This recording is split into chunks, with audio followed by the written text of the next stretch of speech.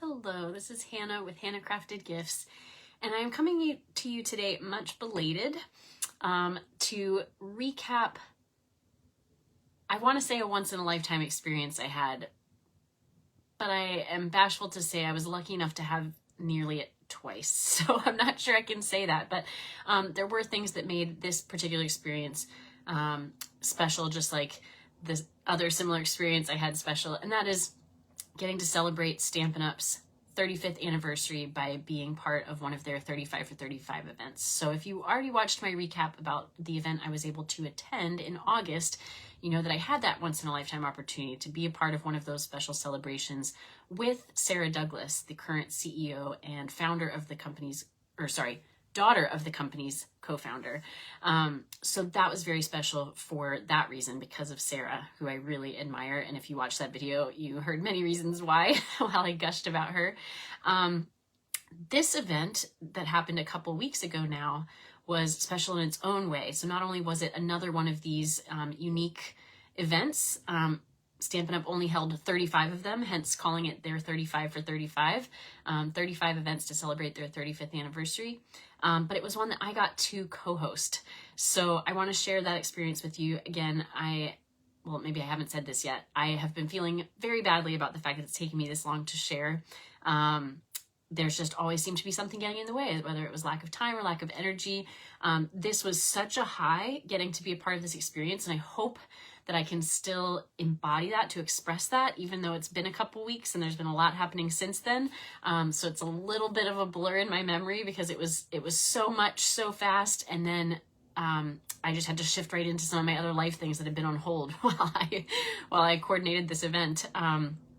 It's a little hard to remember, but I wanted to make this video so that I could remember. Hey, Anna, my friend Anna was there, and I hope that other people, whether they watch this live or on replay, who were there, will comment with their memories, some of maybe their highlights from, again, the whole day that was a high, so that we can all remember these things.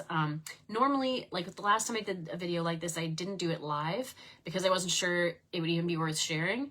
Now I'm sort of trying this new challenge where I only do videos live, because I've gotten advice from experts on that.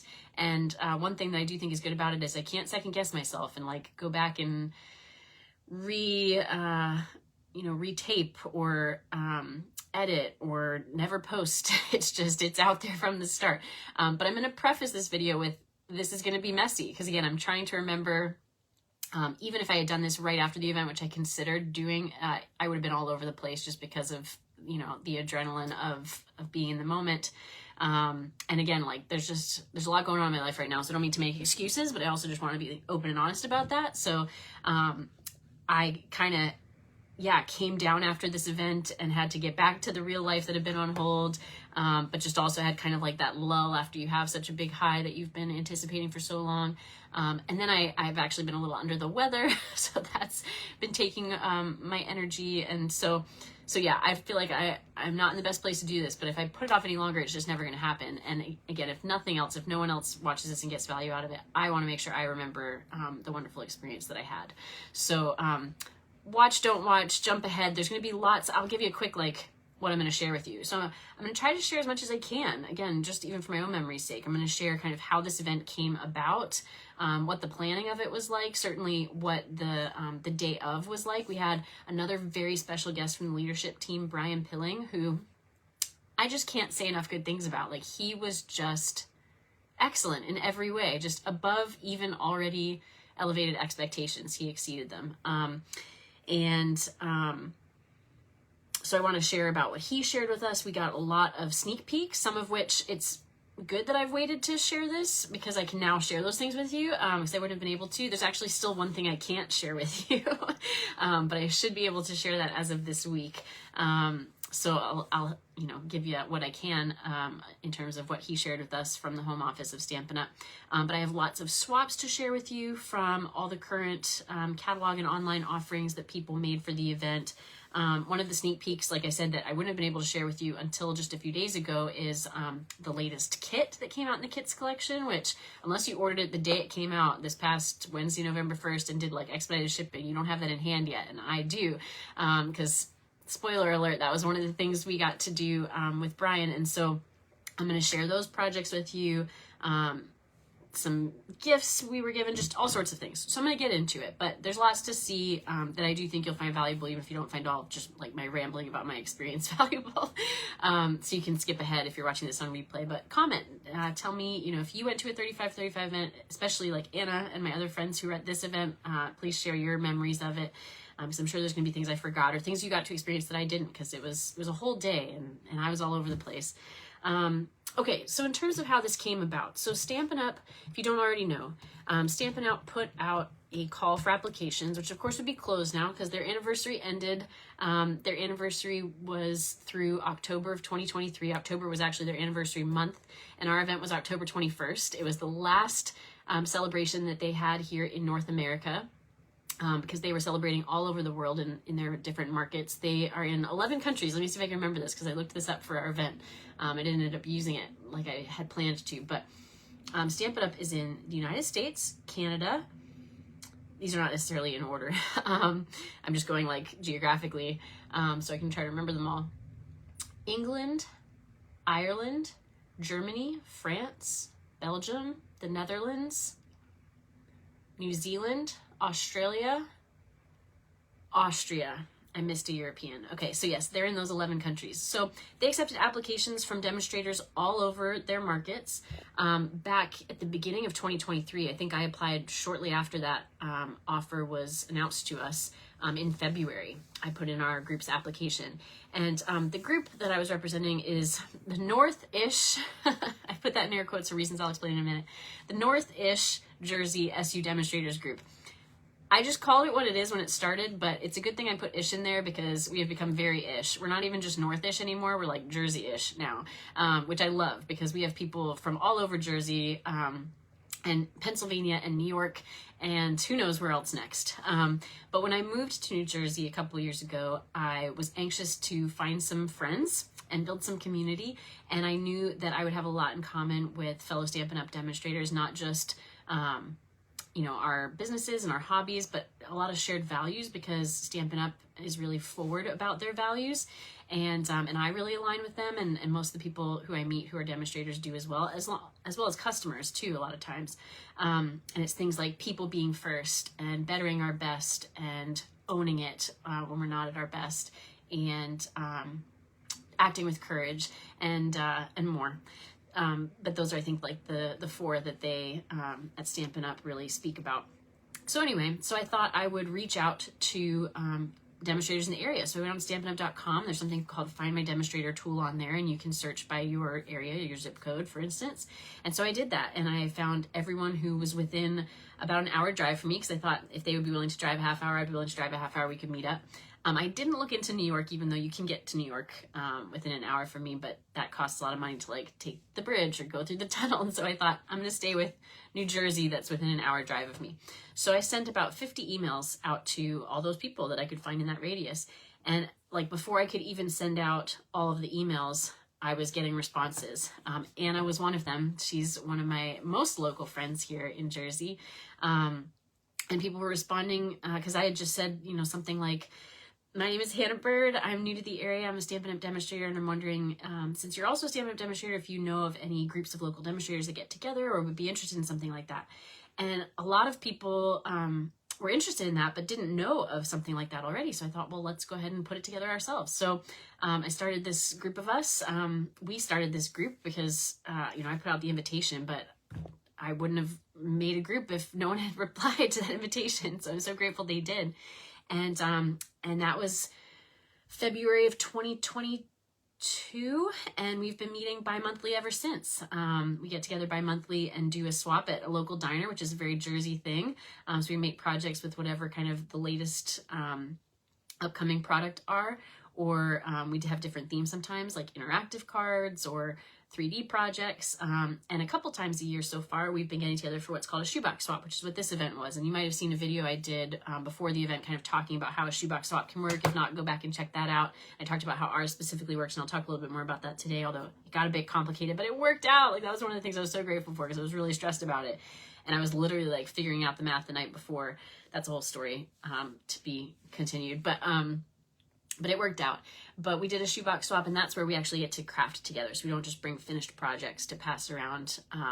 We actually get to do the crafting together, which is something we all really enjoy. So, so anyway, so that's a little bit about how the group came to be, if you didn't already know that story. And so yeah, so I submitted this application for us back in February, and I'll share a little bit about what was in that application. So for instance, the first question on the application was, please tell us a bit about your goals or objectives for your event. Who is your audience? Why should we consider attending your event? And the idea from Stampin' Up! Was they wanted to come to events demonstrators were already hosting and just join in to make them extra special. My friend Anna is saying, oh, thank you, Anna. We all did a good job. I think it all came together well because of everybody's effort, but I appreciate that. And especially Anna really helped me out with a surprise gift for Brian. So I'll talk more about that in a bit too. But Stampin' Up! Wasn't planning these events. They weren't wanting to intervene in the planning. They were just wanting to support what was already happening and make it extra special by contributing however they could and sending a member of the leadership team to participate. So my answer for our group on that, and I had kind of done a draft, I put it out there to the group to get feedback. People said they thought it was good to go, so we submitted it, and then we didn't hear for months. I actually got the call from Brian in July that we had been chosen, which was so exciting. But yeah, the purpose for our event, I had said, was a group of us without close or active teams gather approximately bi-monthly to connect and support one another in inspiring, creating, and sharing what we love, which is part of Stampin' Up's vision, a mission. It's Stampin' Up! And if you see on their logo, it says inspire, create, and share. And in our statement of the heart, it says that we love what we do and share what we love. And so that's, why that's our group's vision and mission too. I said at each event, we also swap projects and sometimes even make them together. Like I said, I love when we get to do that. And when Brian called me, he said that one of the things that really stood out about our application was our purpose to connect demonstrators who are less connected. So the company really cares. And when they know people don't have those close connections, because, like in my case, the team that I originally started with is on the other end of the country now that I've moved a couple times. Or some people, they'll sign up under somebody and then that person will drop. And so now they're not under anybody. They're just under directly Stampin' Up! The corporation. And so Stampin' Up! Really has done a lot. They've done councils. One of our group members who actually planned the last 35 event in August, she was on the council that kind of worked on how to connect those orphaned demonstrators. And so I really appreciated that they appreciated that part of our application. They, of course, also asked how many attendees we were expecting. And I said, at the time back in February, there are 42 members in our group and growing. Our past events had ranged at that time from 4 to 12 participants. However, I anticipated that more would try to join this event with such a special guest, and hopefully as many members as possible would be able to attend. I was hoping we could get about 35 because that would have been, just right on theme. In the end, we had 24, which I was very grateful for. So it was our biggest event yet by far, double what we've ever had in the past. And some people who had been part of our group, but I had never had a chance to meet, were able to join. People who'd been wanting to join, who'd even sent cards to be part of the swap, but who hadn't been able to show up in person. We kind of joked at the event, they had been there in card, just not in person. So they were able to be there in person this time, which was great to, put those faces to those names from online. Because we just have this Facebook group that we make these plans for get-togethers in. So anyway, so that was great. I'm going to be kind of bouncing back and forth here between what the plan was from our application and again, kind of the planning stages to then the execution of the event. Like I said, I don't know if you can tell, I'm not super comfortable because I'm talking unorganized and I love to be organized. And I'm in a space that's unorganized and I love to be organized. I know it's hard to believe, but it's true. But I'm just being real, which I also really care about. So I hope you can appreciate that and give grace. And again, just fast forward if you need to, if you're watching this on replay. Brian was very encouraging, even though we were a small group, because I wondered, is that enough for Stampin' Up! To come all the way out and be a part of such a small group event? And he had said, there had been events that had as few as 10 demonstrators and as many as hundreds. So any number really was fine. They really wanted to experience a variety of, again, what's really happening? What are demonstrators really doing? They even said, they wanted to learn from, what we do, to have an awareness of what we do and maybe even get ideas from that, from what they do, which I just thought was really neat. And I was also concerned, like, I'll be honest, some of my first thoughts and feelings when I got the call, I missed the call because I was at work, so I got a voicemail from a number I didn't recognize and listened to it, and it was Brian Pilling, and I know who he is. I don't know him personally. I do now. I didn't know him personally, but I knew he's a member of the leadership team. I'd seen him in their videos and trainings and things before. So I knew, and he said right away it was something about our application, wanting to talk about our application. So Brenda had gotten her event at that point, and I knew that was probably the beginning of a conversation to say, like, we'd like to be a part of it. Your application's been accepted. But again, some of my first thoughts and feelings were actually just nervousness because at that point we did know that Brenda had gotten her application approved, which was for a different event for a different group, but there was overlap. So it was her team meeting for her team of downline under her, which very few people in our group are part of her downline. She was the first person from her team to join our group, but then she, invited her other teammates under her who are in the North-ish Jersey area to be a part, which was wonderful. So now, there's some overlap between the groups, but really it was just her team meeting. And then she generously invited those of us who she'd met by coming to our group's events to be a part of it as well, because we didn't know if we would get a chance at that point. So when I found out from Brian that we were going to get that chance, I thought, oh no, like, I need to talk to him about this because I would understand if that disqualified us, because so many of us are getting the chance to go to one of these already. I don't want to be greedy and have Stampin' Up invest their resources in, the same people twice, as much as I really wanted our event to still happen with their involvement. And so I remember saying to him on the phone when I called him back, I said, I wish I didn't have to ask this, and I hope that the other members of the group don't get mad at me when they find out I asked you this, but I feel like I need to be transparent. We submitted our application. Sometime thereafter, we found out that one of our group members submitted a separate application for a separate event, but she got hers. She found out hers was approved because it was sooner. It was in August. Then we're now finding out that ours is potentially approved, and she's generously invited some of us to be a part of it, and so there would be overlap, and I understand if that changes things. And he said that there had been some overlap at the other 35 for 35 events. He wasn't concerned about it, especially since demonstrators who weren't invited, or at least weren't able to attend the other event, would hopefully be attending ours. And so we got accepted nonetheless. But I was really glad that from the start we were able to be transparent about that and let Stampin' Up make an informed decision on that. So anyway, so like I said, we had 24 members of our group able to join from a tri-state area. Maybe not the tri-state area. I still don't really know which states are part of this tri-state. I think it's New York, New Jersey, and maybe Connecticut. So we had New York, New Jersey, and Pennsylvania present. And I'll tell you a little bit more about Brian, my experience with him later. But in terms of what I knew before the event. So I had reached out to our region's former Demonstrator Development Manager, which is Kate Spackman, who I was on a council with last year. And I had just thanked her for her support, because she had been, very excited that I was applying and hopeful that we would get it. And then our current Demonstrator Development Manager for our region, who's Elizabeth Belleville, and same, she had been so excited, and she was even checking with Brian for us. I think at one point I was like, please don't do more than you would for anybody else. And I'm not asking for special treatment or anything like that, but my path had crossed with her, and she had been talking about when we might see one another again. And I said, well, I applied for 35 event. Maybe I'll see you then. And she was like, oh, I actually, I as a DDM don't come to those. It's members of the leadership team, but I can check for you. It's just above and beyond. So anyway, so I had reached out to her to say we got it. And she was like, I know, I was so excited when Brian told me. So anyway, they both just were so enthusiastic, and that just meant so much. But they gave me some insider information. So no worries, Anna, catch you later. So they told me that Brian's current or new role, because he has done some different things in the company over the years, is Demonstrator Experience Director. So he's over the events team. That made me a little intimidated because here I am planning an event for the events team director. He's the Demonstrator Experience. He's over the Demonstrator Experience Ambassadors, who are formerly the Business Development Advisors. It's a coaching team that now does accountability groups. I was actually part of one of their accountability groups this summer.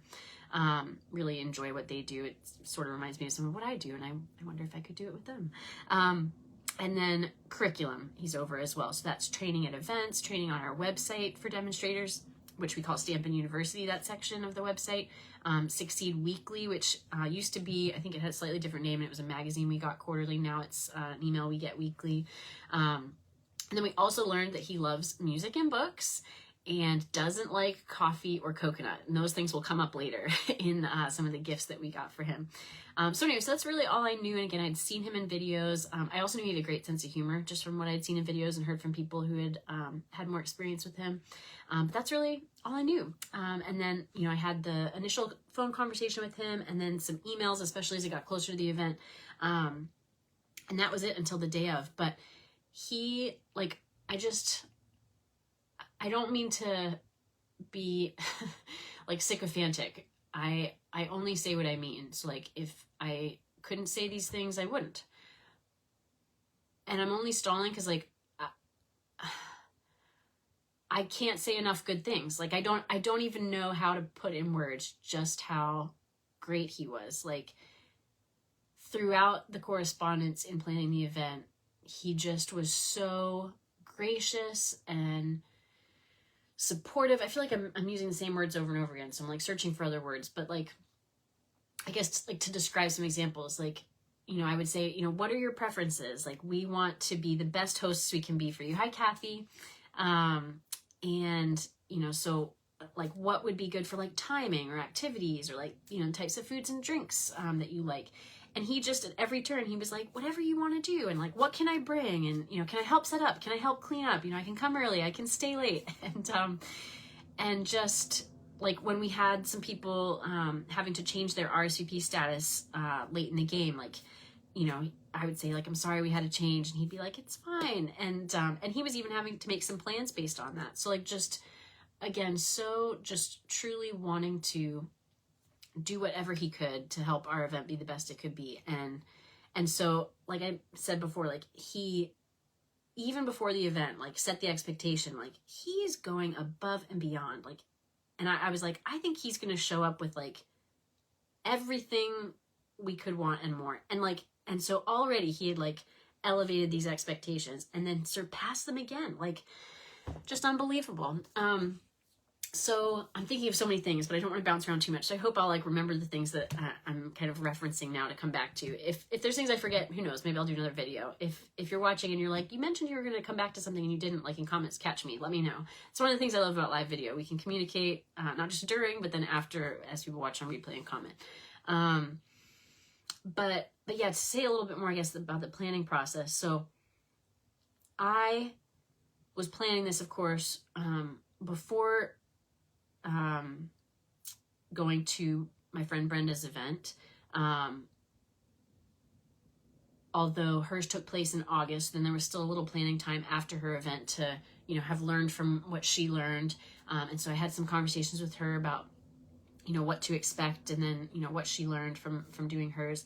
I also, through the DDMs I mentioned earlier, got connected to, I think Kate connected me to someone who had done another event, another demonstrator who very graciously, very quickly, first of all, Kate, connected us very quickly. And then she was ready to have a phone call, immediately, and was just so sweet and told me all about her event and what she learned from her event. So it gave me some better context to know, what these events had looked like, could look like.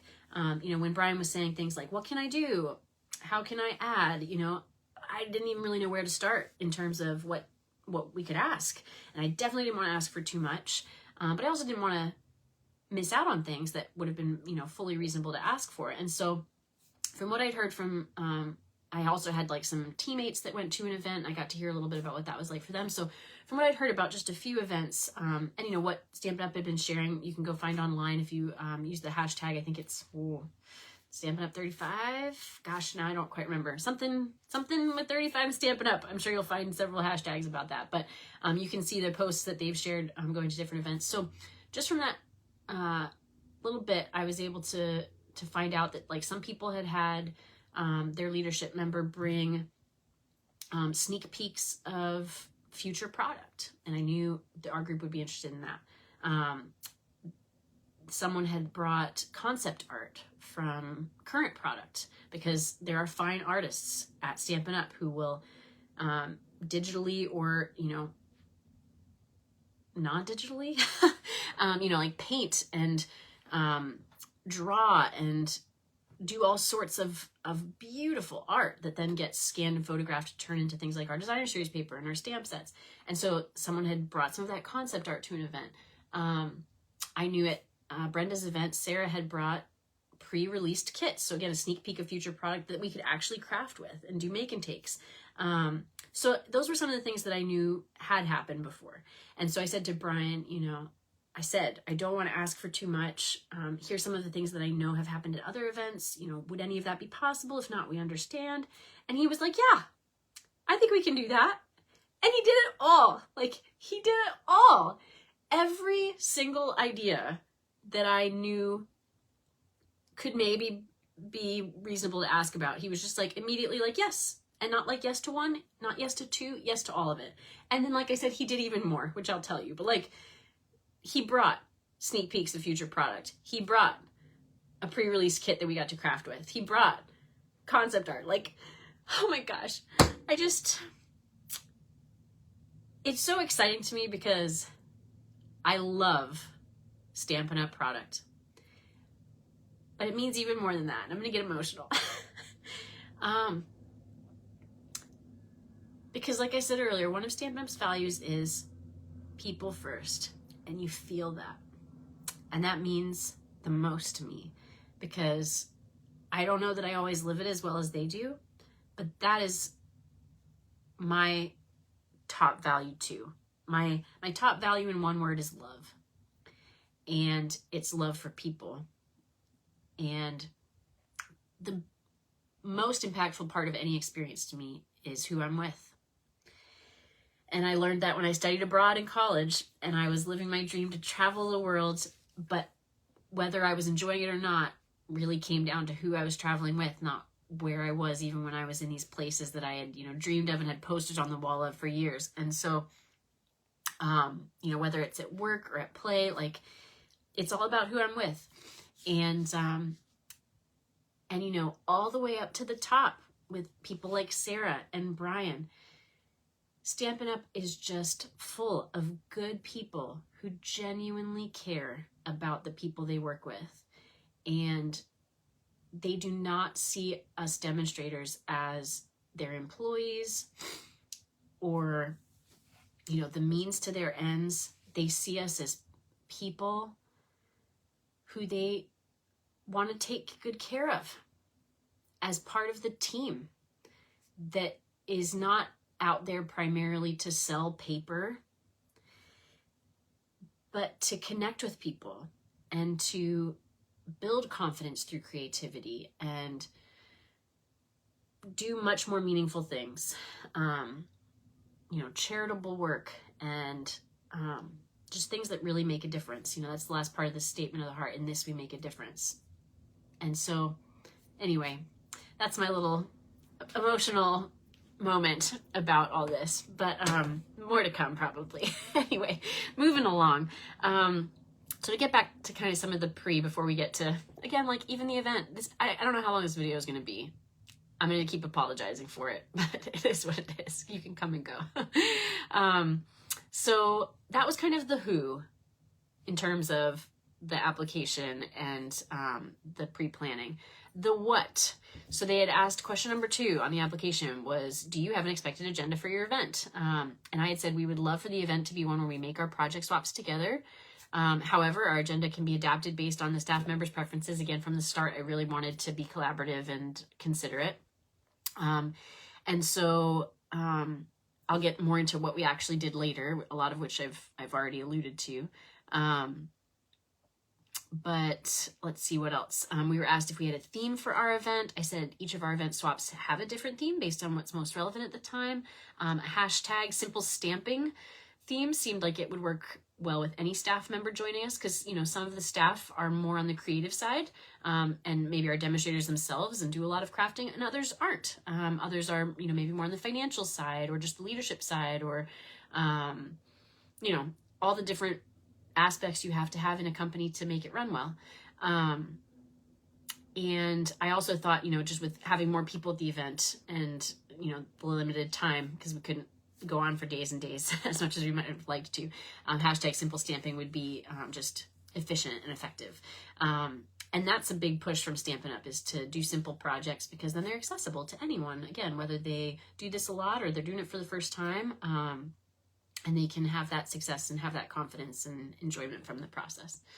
And it's hard, like, especially for those of us who do this a lot, and like, I really like, intricate and interactive things. So it can be hard to make a simple project and not have it be basic, like that fine line between simple, which is, I think, positive connotation, and basic, which is maybe a negative connotation.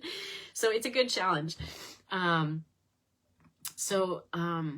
see, what else? I'm going to do some thank yous as I go through this too, and I'm probably going to forget some people and some things, so apologies. If I forget the good things you did, please know I really do genuinely appreciate you. I tried to say thank you a lot before the event and during the event, and I've tried to say it after the event, although, like I said, I've kind of like had to like leave the Stampin' Up world for a bit to get back to the rest of my world, because I'd kind of left the rest of my world to do all this for Stampin' Up.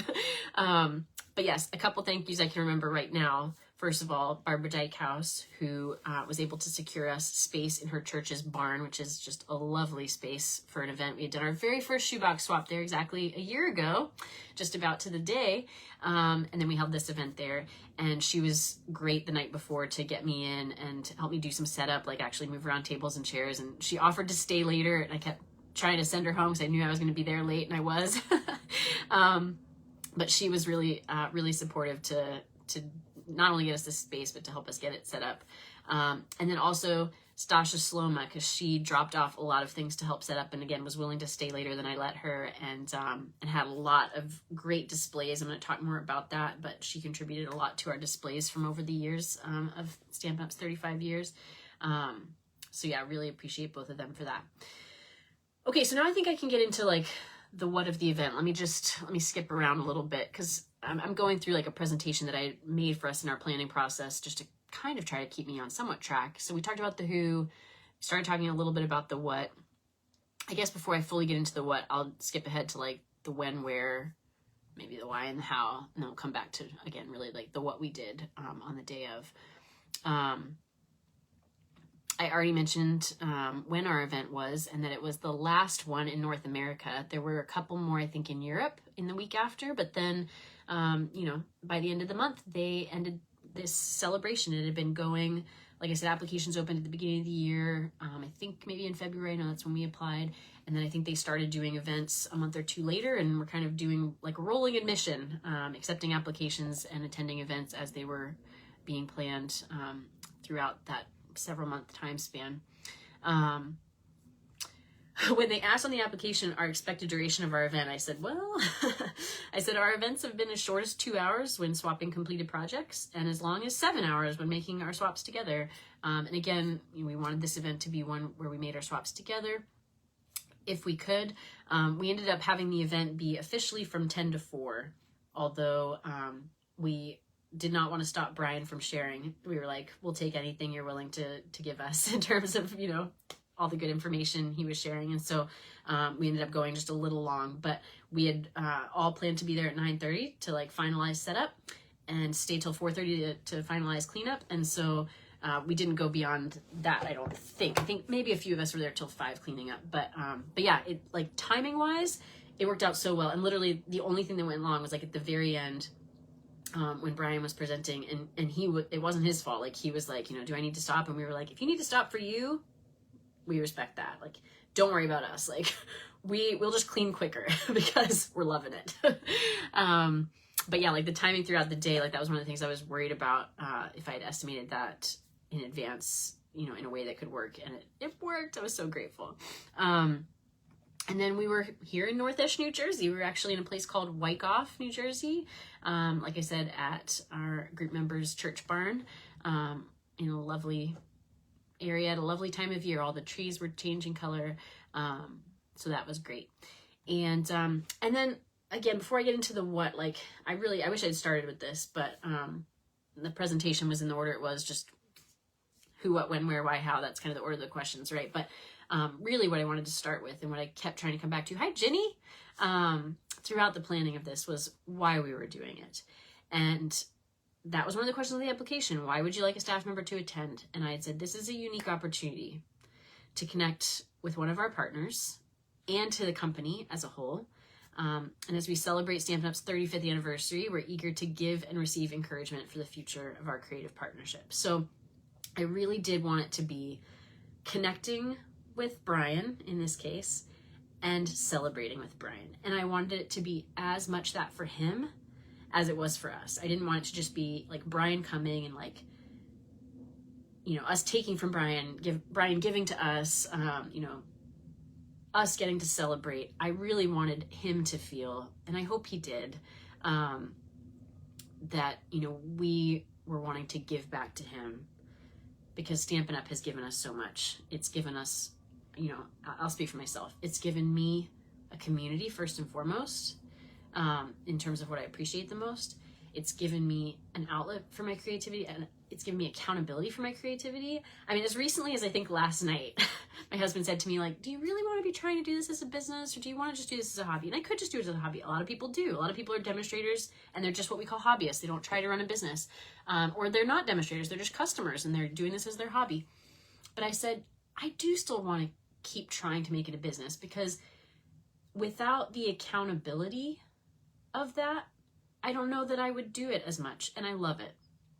And so yeah, it's that accountability to actually do what I love, which is being creative and connecting to others. And I could go on, but Stampin' Up has given us so much. And so really wanted to thank Brian, as the representative, you know, and not just the representative company, like the big part he plays in that. He is the Demonstrator Experience Director.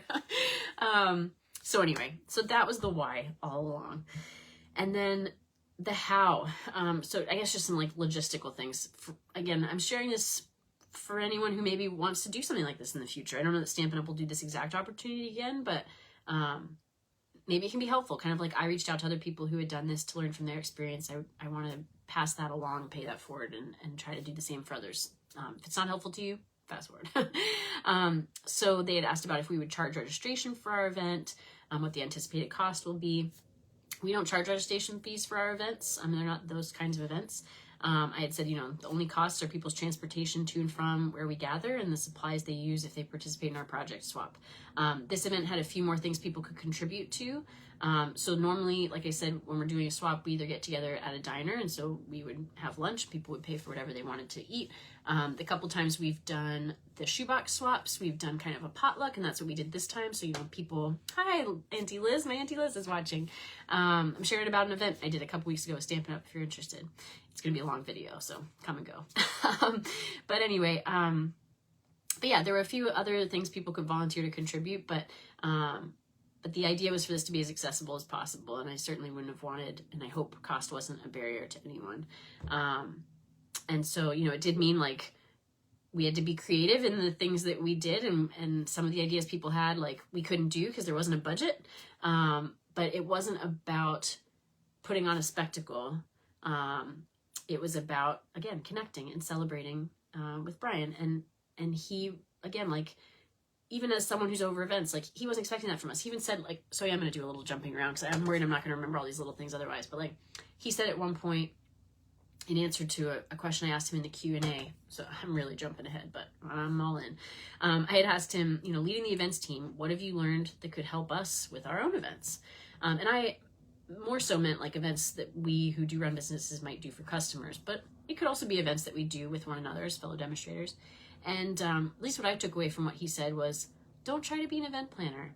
You know, there are people on his team who get paid, you know, full time to plan the events that are a spectacle that Stampin' Up puts on. They're doing one this coming weekend on stage at home. Watch for more from me on that. I don't know why I did this.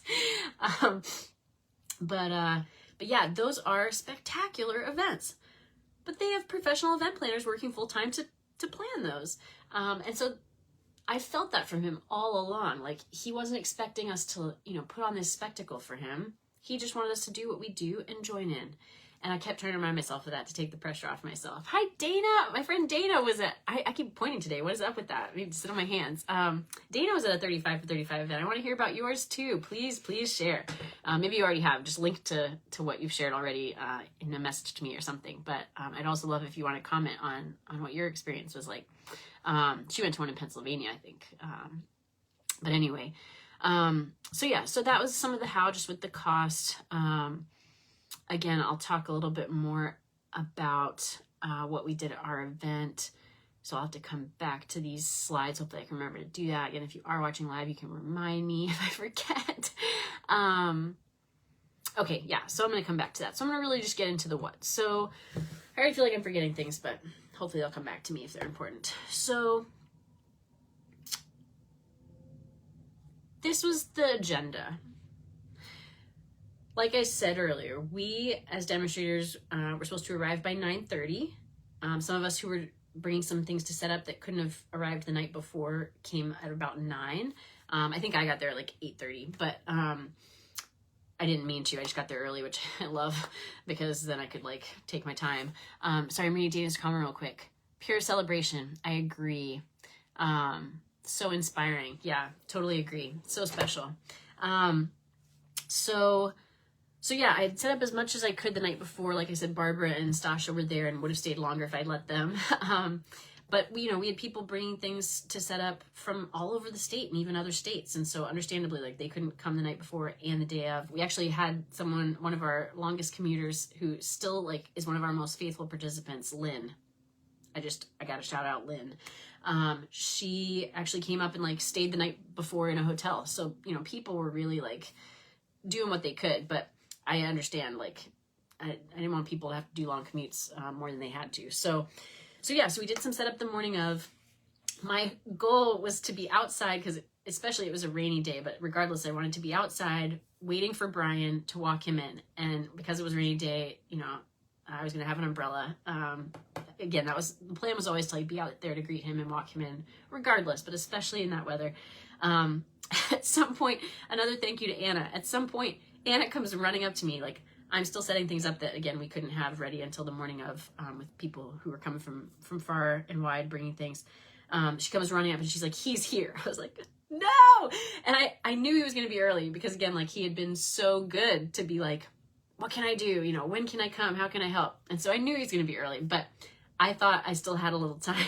So I like dropped what I was setting up, run to the door, and luckily like I didn't make it out there to walk him from his car with an umbrella, but it wasn't raining too hard at that point. But I did get him like at the door as he was coming in, because part of the plan, and I had shared this with the group in advance, there weren't, I don't think, any surprises other than like the fun surprises that like Brian surprised us all with on the day of. But we had talked about everything in advance. We had a Zoom meeting and had lots of conversations in our Facebook group. But I hadn't like yet on the day of reiterated, like, remember the plan, like when Brian gets here, we're going to clap him in, where, he walks in and we all just applaud. Well, luckily it worked out because, like I said, like I was able to like run, like catch him at like the outer door. And then there was like a little, like just tiny hallway and then the inner door. And as soon as we walked in the inner door, I just started clapping. And luckily, everyone like very quickly caught on and maybe remembered or maybe just like followed suit in the moment and started clapping. So we still had a clap in. And he seemed hopefully not overwhelmed. It seemed to me like he felt warmly welcomed, which was the goal.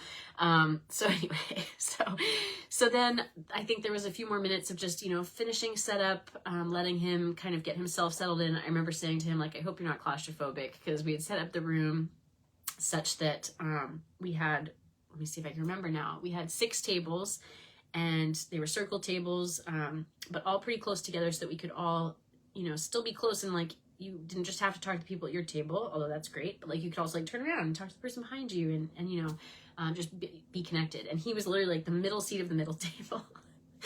So thank you, Brian, for being willing to be stuck in the middle of us all for the day.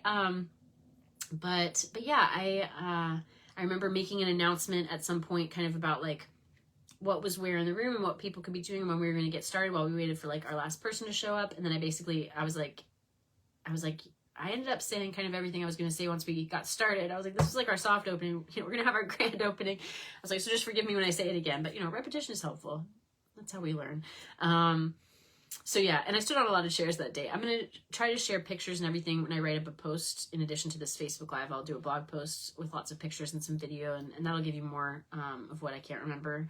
But I do remember standing on a lot of chairs because I'm short and I'm quiet, believe it or not, at least to some people. I remember at the end of the day, my friend said to me, like, you're just so soft-spoken. I was like, really? I'm worried I'm too loud a lot of the time. But anyway, so I had to stand on chairs to get people's attention. So there's a lot of pictures of me on chairs. I'll only probably share one, but it was just funny to me going through people's pictures. I was like, wow, I was on a lot of chairs that day, making announcements about what, when we were shifting things and so on. But anyway, that doesn't matter. Again, sorry, a lot of this is like my processing and also like my own memory keeping. And then again, I hope someone somewhere finds value in it, hence doing it on Facebook. So yes, so right at 10 o'clock, like my friend also like held up her phone screen to me at one point, who really, self-admits she likes to be on time. And she held up her phone like as I was getting up on my chair to like do the grand opening of the event, that it was like 1000. and I was so excited, like, yay, we did it. We're starting right on time. And so thank you to everyone for being there and being ready on time, because that's how that happened. And then jump ahead to 11 o'clock when we had like our first big transition to something. I looked at my phone and it was 1100. And so I walked over to that friend and I was like, look, and she's like, I know. She's like, that's why I held up my phone earlier. I'm so proud. I'm like, thank you. And again, thank you to everyone for making that work, because you can plan it, but then, there's things that can keep the plan from going through. So that first hour we did group introductions and Brian's welcome, which was one of the things he said he was going to do. That's something everyone who attended a 35 for 35 from the home office did, was, like a 10-minute maybe welcome presentation. But we did group introductions first. So I started so that everyone could, have a minute to remember what they were going to share. Again, this wasn't a surprise. Like we had talked in advance about what we were going to all share as a group. But we just had to share 3 things: our name, how long we'd been a demonstrator, and how did I word it? What we love and or have enjoyed most about Stampin' Up. And so everyone went around and did that. And that was one of my favorite things. And I had wanted to start with that because, again, to me, that was starting with our why, to connect and to celebrate. And to me, that was one of the ways we could really, again, like celebrate Brian and Stampin' Up as a company, to like share what we appreciate with him. And so, as I kind of already shared, what I said I love most and have enjoyed most about Stampin' Up is the community. And like I got emotional earlier, and that kind of started everyone, I think, feeling emotion. Not everyone, a lot of people feeling emotional. Like one of my friends, when she then shared a couple of people after me, she got emotional. She was like, you started it, it's your fault. But I'm usually fine with that. Like, I love happy tears. And I think, sad tears, mad tears, like they all have their place. It's good to express our emotion in a healthy way. But yeah, I definitely got emotional just talking about how grateful I am as I am for the people I've met through Stampin' Up. And, specifically the people who were in that room that day and the people who couldn't be in that room that day that are part of our group. I mean, some of the people who have been most active and who I've most connected with in that group, unfortunately, couldn't be there that day. But again, there were a lot who could. And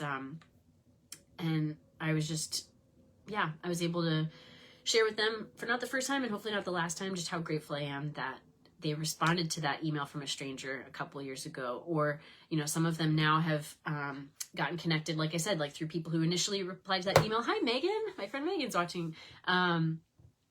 Maybe people initially replied to that email from me and then, brought the other people they knew who were demonstrators in, and they joined in. And so, none of this would have happened. We wouldn't have a group that got to meet. We wouldn't have these connections with one another. We wouldn't have gotten to have this very unique opportunity to celebrate with Stampin' Up in this way without everyone's participation. So that's what I shared. And a lot of people shared, similar stories of connection and, creativity and the quality of the products and the quality of the customer service. I don't remember if that came up. I know that's one of the things I love about Stampin' Up, and other people agree when we talk about it. I can't remember if anyone said that specifically, but yeah, a lot of people talked about the people, the product. People had stories that they shared. It was great. And again, it was like within the time.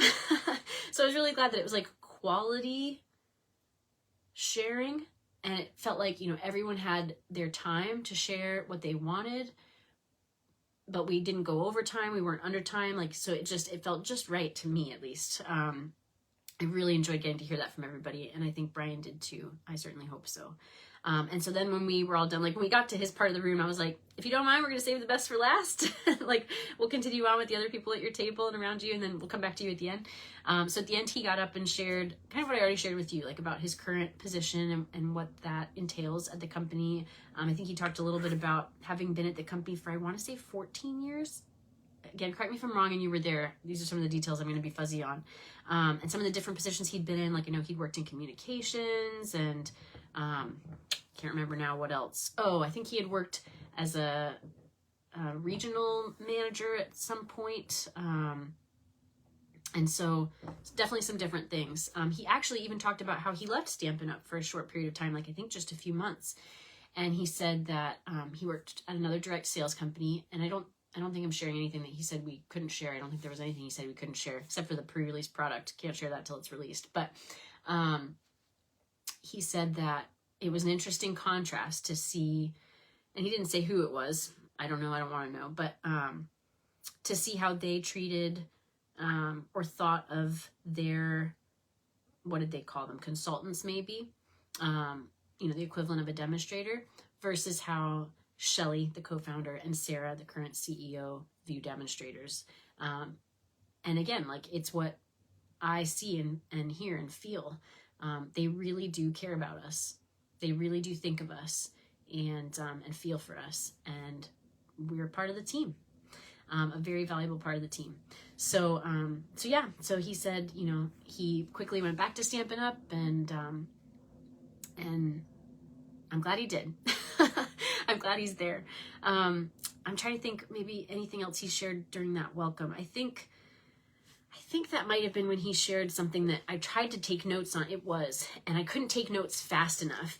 And luckily, one of my friends got it on video, my friend Amy, who was there. So she shared that, and I'm going to try to share that in my blog post. But he was talking about not just the Stampin' Up! Values that I shared earlier, but the 3 things Stampin' Up! Really stands for. And I got part of it, but you'll get all of it in that video. But it's not just excellent products. It's the community and the relationships that grow into friendships. And again, just so much more than stamps, ink, and paper.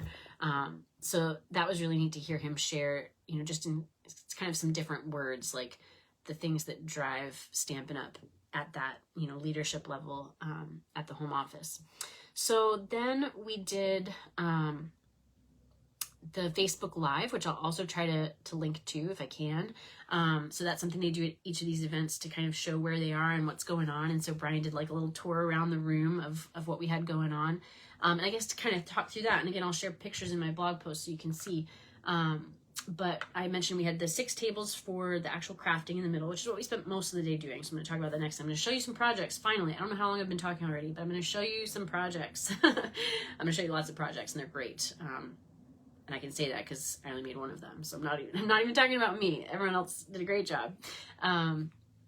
But then around the room, we had, again, the idea was to celebrate Stampin' Up!, right? So we had projects from like Stampin' through the years, 35 years of Stampin' Up! Products and projects. So we had one table that had these little signs on them that I made that had, you know, SU 0 to 10, 11 to 20, and then 21 to 30. So that was all kind of on one part of the room. And there were some really fun things there. Like I know one of the things that got highlighted when Sarah did like a story on Instagram, I'll try to link to that too, was it like a Build-A-Bear teddy bear that I guess Stampin' Up! Partnered with them years ago. And it was like a Stampin' Up! Build-A-Bear. It had a little stamp that said like something about like a pun with bear, the word berry, your berry something. Anyway, I have a picture of me with it. I was holding it. It was so cute. And I think it maybe even had like a little Stampin' Up! Apron. Anyway, so there were things that, you know, I never got to be a part of because I've only been a part of Stampin' Up! For, gosh, how long has it been now? I just had to show this at the event, so I was doing the math. I think I found Stampin' Up! About 7 years ago now. Signed up to be a demonstrator about 6.5 years ago. And then did it once a year for 3 years in a row until I could make it sustain. And now it's been sustained for about 4.5 years. So I think those are my numbers. But anyway, so, you know, there's been a lot more years of Stampin' Up! Than what I've gotten to see. So we had another table, which was Stampin' Up! 31 to 35. So the current product and from the last few years. So that's where a lot of my things were, because that's all I've, you know, had access to. And then we had another table that had our Northish Jersey SU demonstrators swaps. Maybe that's backwards. Maybe I should hold it like that. Maybe it's still backwards. Sorry if it is. And that's what I'm going to show you here in a minute, because that's what we made during the event. We also had a table, which ended up being, I think, just my projects. I don't think anyone else brought Paper Pumpkin or Kids Collection projects. So I'll show you pictures of those, a lot of alternatives, which you would have seen me doing if you've been watching over the years. Hi, Marty. I'd love to hear, again, like who's catching this live, where you're watching from. This is going to be a long, rambly video. Feel free to come and go. I'm talking about the 35 for 35 event that we did recently for Stampin' Up. And so, yeah, so some Paper Pumpkin and Kids Collection specific projects. We also had an area for donations. So Ginny, one of our group members, she organized a donation to Bring Smiles to Seniors, which is a charity that collects cards and envelopes to send to people like in retirement homes and senior living, I think. And so she told me, and now I can't remember, I think it was several hundred donations that we got that day, which was really exciting. And she was very generous. So thank you again, Ginny. She made little snips charms, which are stamped with Stampin' Up! Stamps. And then I think use something called Shrinky Dink to shrink them down and coat them in this plastic so that they are, durable. And then you can hook them onto your snips. And so everyone who donated, and then I think actually in the end she just said like anyone, regardless of if you donated, could have one of those. And then she had a prize. We drew a prize, and my friend Anna won. Congratulations again, Anna, for donating. And so that was, certainly for a good cause. Oh, Ginny, 157. Oh, okay. I'm sorry. I thought it was more, but that's still excellent. I'm so glad you're on here and you could share that again. Yes. So that was great to have that as a part of the day. And I think that was everything around the room. There was also a kitchen bar that had, all of our potluck on it. And we ended up with that was one of the things that I will be honest, got a little stressful because, it was looking like we weren't going to have enough food until right before the event. And then on the day of, we ended up with way more than enough food. So actually Brenda, thank you Brenda for this. She took our leftovers to a local charity near her. I think it was the local Veterans Center, where they take food donations. So none of it went to waste. So some people were able to take some things home, and then the rest went to charity, which I was really glad for. But yeah, we ended up having enough food to kind of have some breakfast foods. We had lots of bagels, which of course, Jersey is known for its bagels. People say they're better than in New York. And so we had some breakfast foods. Then of course we had our big lunch potluck.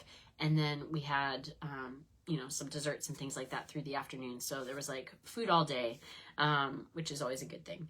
And so then at 11, we started our shoebox stamp rotations. And again, I talked about this a little bit in a separate video, but this cut's so complicated. On the day of, I hope it didn't feel complicated.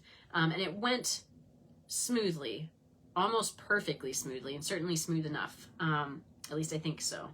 But I literally turned to AI for the first time in my life because I am not math-minded. And it felt like a very complicated but very doable word problem that I remember doing in school growing up. Again, not very well or very enjoyably. So I turned to my husband, who is more math-minded. He's a philosophy professor and a scientist, and he does these kind of logic puzzles and things like that. And so I asked him, and he didn't know. And so I thought, okay, well maybe this is a little more complicated than I thought. But he's the one who suggested that we use a chat bot, because you can do that now, of course. And so for the first time I used one, and I still can't believe this, but I stumped the chatbot. That makes it sound like I'm better than I am. Again, I'm not good at math. I didn't stump it. This problem stumped it, which just was reassuring to me that it really was complicated. So it wasn't just that I am not much of a math mind. I will say crafting has helped me be better at math. But it was apparently an unsolvable problem. And apparently it's a problem that was discovered to be unsolvable 200 to 300 years ago. So it's a historically unsolvable problem. So again, I felt better about the fact that it wasn't just that I couldn't figure it out, but I felt still badly about the fact that I had to figure something out and it was maybe unfigure-outable. So anyway, what we ended up having to do to resolve that is people couldn't just move to whatever table they wanted when we rotated, which was my hope. I was hoping that people could sit with different people throughout the day to mix and mingle and be able to make more connections. We couldn't do that because it was possible but improbable that if we did that, everyone would get to every table once and only once, and that was key. Because again, one of the tables Brian was at, and we wanted everyone to have their chance to stamp with Brian with the pre-release kit he brought, which I'm going to share with you shortly. I promise we're getting to samples. So it just meant that people had to stay with the people they originally sat with. So my table was Ginny, who's on here now, and Anna, who was on here earlier, and my other friend Leslie Ann, and I think we had a good time together. And we still got to, you know, when we would finish stamping our tables, you could get up and walk around and look at the, you know, projects and have something to eat. I had a great conversation in the kitchen with some people at one point in the day, and a couple of points in the day actually. And so yeah, so we still got that time with others as well, but we rotated in that same group. So at your table, again, I don't know if anyone cares about this. I'm sorry if this is like too much detail. Skip it if it is. But everyone showed up with a project, right? So we had 24 people who all made a project. Again, see my shoebox swap video to hear more about what we did to prepare that.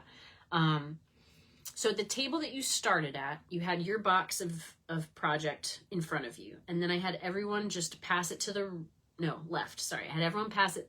Yes, everyone passed it to the left. Okay. This was important because then you had someone else's box or whatever container they used in front of you. And that was the project you made. Whatever project you sat in front of, you had to make that project. And then because we didn't have time to make more than maybe 5 projects, even though we were there all day, we wanted to take home more than 5 projects. In fact, people had voted beforehand to prepare enough projects to take home 10. We could have prepared enough projects to take home one of everybody's, and everybody would have gotten everyone else's project, so 24, including your own. But the vast majority, I think like 3/4 of people voted not to do it that way, and that is a lot of projects to prepare, so that's fine. That's why I had given the other option of basically doing about half, and that's what we did. So you made 5 projects, you took 5 projects over the course of the day, not including Brian's table. His was like special. I'll talk more about that later. So you went home with 10, plus your own 11, your sample, your example for the one that you had prepared. That's the first time we've done that. We've always, when we've done swaps, we've always had few enough people and enough time that we could get everyone's project. And I think that's ideal. But again, in this scenario, it was just too many people, too little time. So understandable that that's what the vote was. So yeah, so you would sit in front of a box. That's the one you would make. And then you would take the pre-made project from the box to your right. So that way, even at the table you started at, you weren't making or taking your own project. Because again, you already were going to get your example back at the end of the day.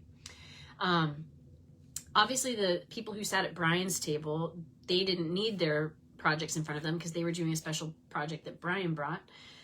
So their projects went to, this is complicated again, probably no one cares, but if anyone wants the behind the scenes, right, or wants to plan something similar, maybe this will help you. So Brian's table was table number 1, because Brian's number 1. So table 1's projects went to table number 2. Table number 2's projects got pulled and saved till the end, and I'll come back to that in a minute. But otherwise, people started at the table with their project. It's just that their project was to their right so that they could make the one in front of them, someone else's, and take the one to the left of them. I'm sorry. Oh, shoot. I'm making it even worse because I'm getting my right and left confused. I do that all the time. Okay. You passed your project to the left so that you made the one in front of you and you took the one to your right. Okay. Sorry that I was getting right and left confused. I was doing the right motions with my hands, or the correct motions with my hands, not to confuse things further with language, but I get right and left confused. It's a thing about me. My mom says it's a thing about my heritage, but she might just be trying to make me feel better. Anyway, the reason why table 2's projects were pulled is because table 2 in the rotation was going to end up at table 1 at the very end, right? Because they were going to go 2, 3, 4, 5, 6, 1. And table 1 with Brian was going to be the last table where they were at. And we needed a set of projects, like a tables set of projects, for the very end, for all the other tables to make, while Brian's table was making his special thing. Because so complicated. Because we had 24 people, but we had those 24 projects spread out over 5 tables, not 6. I had this all figured out 2 weeks ago. It's just been a while.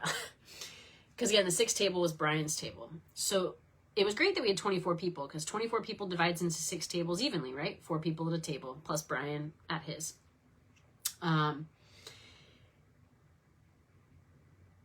But we had the 24 projects from those people that had to divide between 5 tables. So because I pulled table 2's 4 projects, we now had 20 projects that could be evenly divided between 5 tables, right? 4 projects at 5 tables, which is perfect because you have 4 people rotating each time to each table. And then at the end, what we did was, again, table 2, whose 4 projects I had pulled at the beginning, were at Brian's table. And then we had 20 people left at 5 tables. But I took my table, thank you again, Anna, Ginny, and Leslie Ann for being willing to do this. We split up and each went to a different table. So now you had 5 people at 4 tables instead of 4 people at 5 tables. And that was perfect, because with 5 people at 4 tables and 4 projects left that we had pulled at the very beginning, each table could have a project.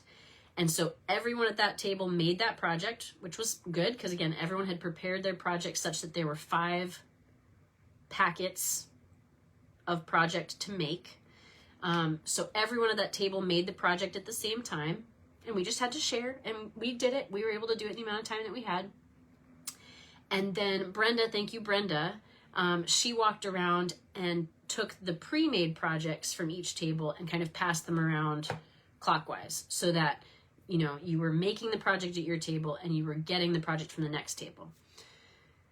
The reason it had to be that way is because if I hadn't pulled the projects from the people who were going to be at Brian's table for that final rotation, then they would have been stuck with their own project.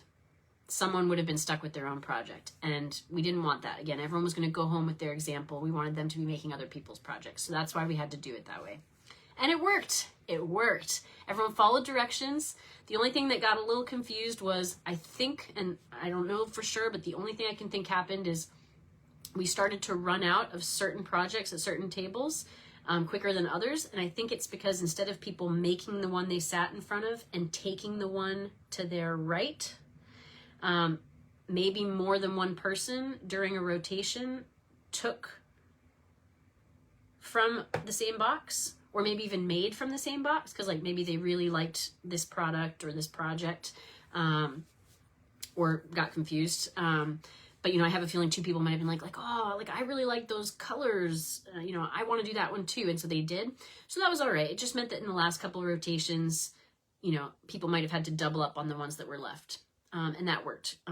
What I didn't want to have happen was have too much doubling up, because then we could have run out of time because people were having to share supplies. We only had 30 minutes for each of these rotations. So luckily, it didn't happen so much that there was a hold up and a slowdown. And I think everyone got, you know, different projects, went home with 10 different projects plus their example. So big relief. Like literally, I had been thinking about it for months. And the night before is when I was realizing, like, wait a second, like this math still doesn't work. Like it just had taken so long to figure out, but figured it out just in time. And everyone followed directions well enough, and we did it. I think I said that at the end of the day, like with a big relief, like we did it. Because that could have gotten so messy. Okay, so that was the first 3 rotations. We did from 11, then 11:30, then 12. We did the first three shoebox swap stamping rotations. Then we had an hour break for lunch, and we had our potluck. And this whole time, by the way, we had music playing, which I felt like really helped the atmosphere. And we used the Paper Pumpkin playlists. So thank you, Paper Pumpkin team. And I can't remember the name. Oh, I'm just blanking on it right now. But the name of the woman on that team who I think at least advertised, if not, was responsible for creating those playlists last year. I really enjoyed them on Spotify. You can still find them under Paper Pumpkin. There was a different themed playlist for each month based on the theme of that month's kit.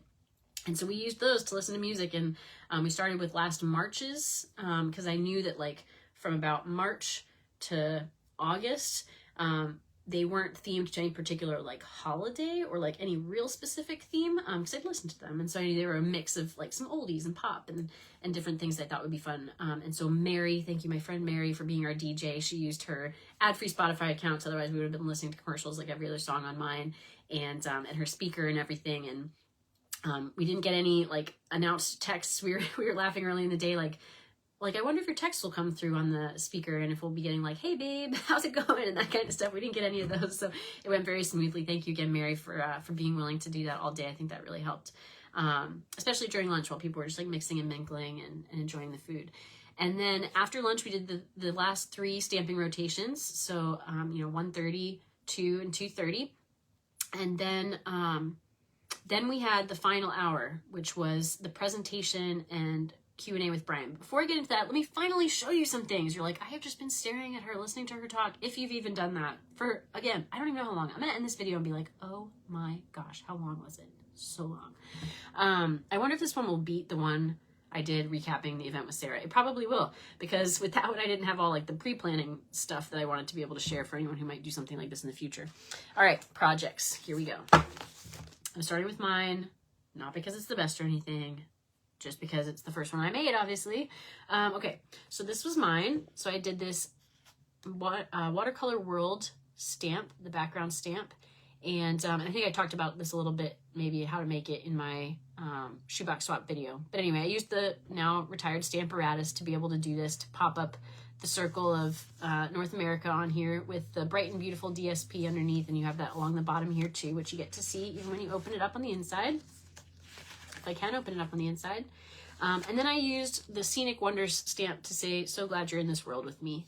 And also the Classic Matte dots to add some little like destination dots. These are some of Stampin' Up's markets, and of course where we were, right here in New Jersey. So I'll share pictures. I also made a special version of this for Brian. I won't share the message that I put on the inside. That was just for him, but I changed what it said along the bottom here a little bit. I think I said, so glad.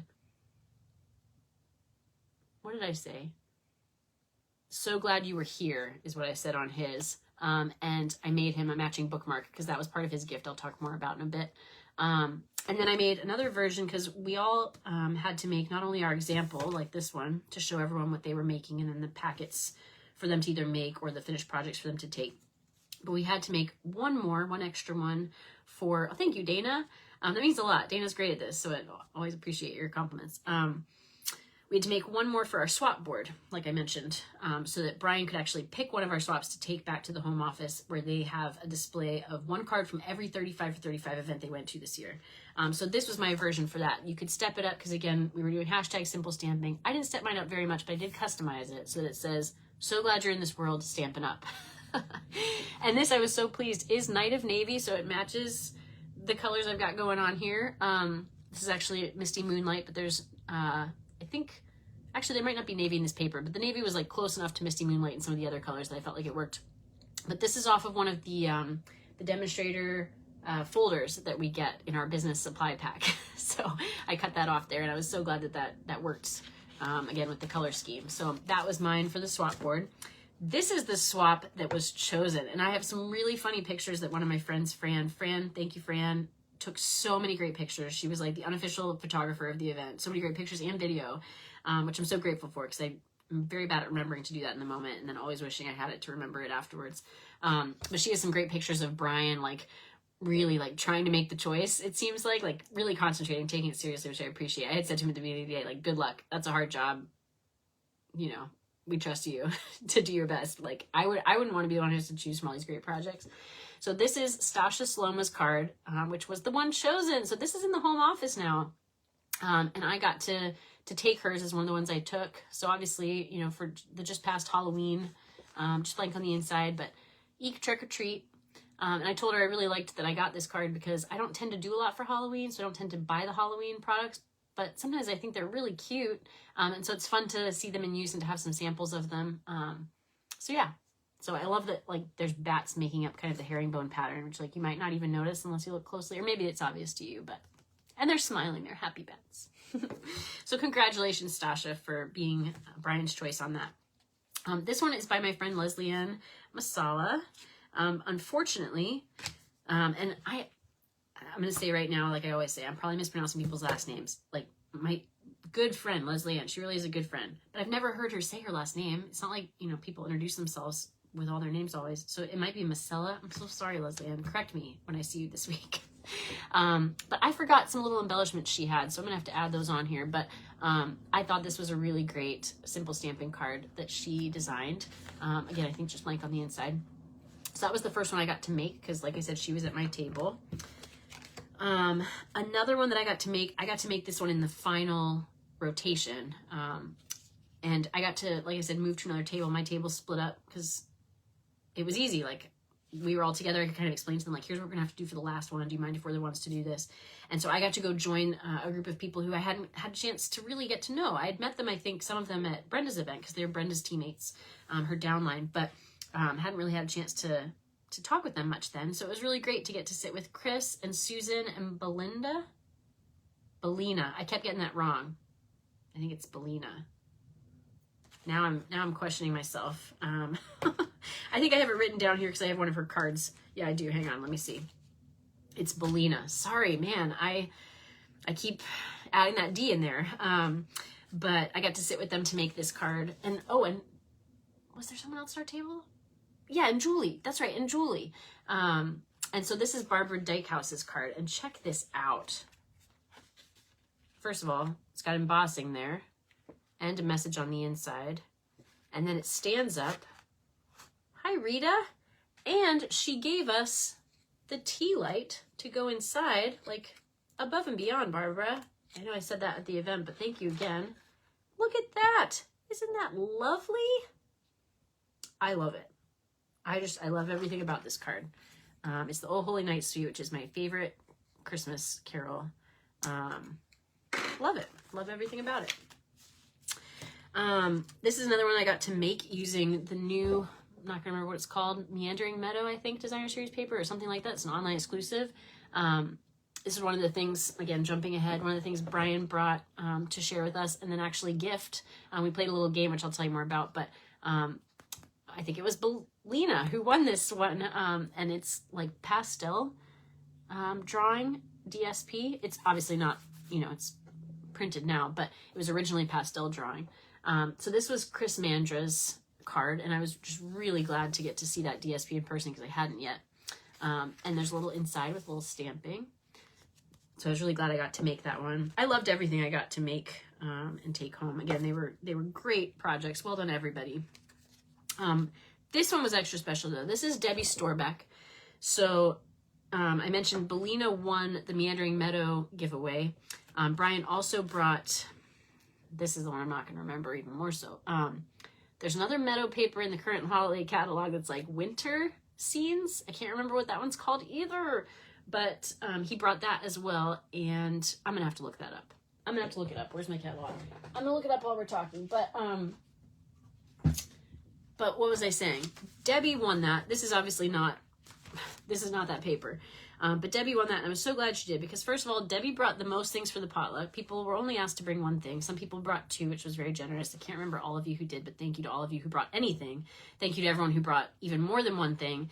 And then Debbie brought like 3 things in the end. So thank you, Debbie. So I thought it was great that she won, and it was the Winter Meadow Designer Series paper, which is part of the Winter Meadow Suite. I'll show you what that looks like real quick, just so you can see. And we're going to talk more about that later. Again, part of this Winter Meadow Suite on pages 36 and 37 of the September to December mini catalog. But the other really special thing that Debbie did, which I'm so grateful for, is she brought us this super special card. I would not call this a simple stamping card. Some of these went beyond simple stamping, which is all right, because I had told people, like, that's a broad range. It can be confusing to know what fits within that, just as long as we can make it within 30 minutes. But it's supposed to be beginner projects that, you know, people starting out could do just with like stamp, ink, and paper, maybe some simple embellishments. But this is a very special card fold, as you can see. Look at that. Amazing. But this is a very special product. I was looking at it with her and I was like, I don't recognize those embellishments. Where are those from? And I was like, I don't recognize this paper. I don't recognize anything. I don't know what it's called. Maybe Be Mine, I think. But it is part of the new mini catalog, the January to April, I think it will be, mini catalog for 2024. And the only way you could get this is if you were a demonstrator and you registered for On Stage at Home, which is this coming Saturday, and you pre-ordered this product. I think you got a discount.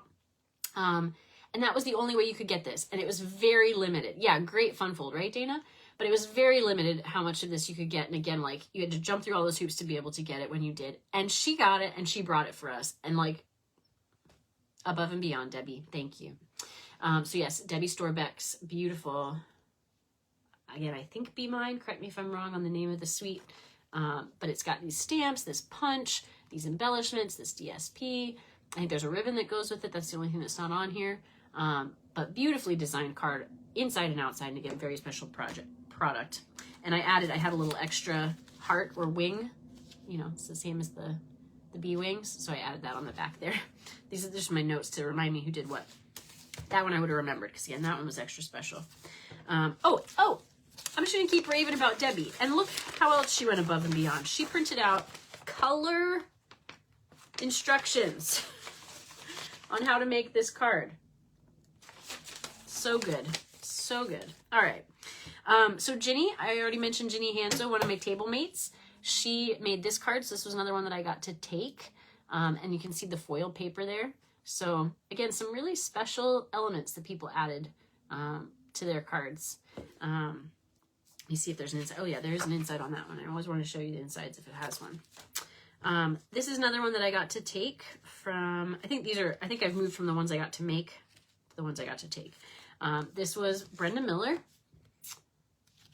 Little 3D pumpkin there. Hopefully you can see. Placed right on the inside. Very elegant.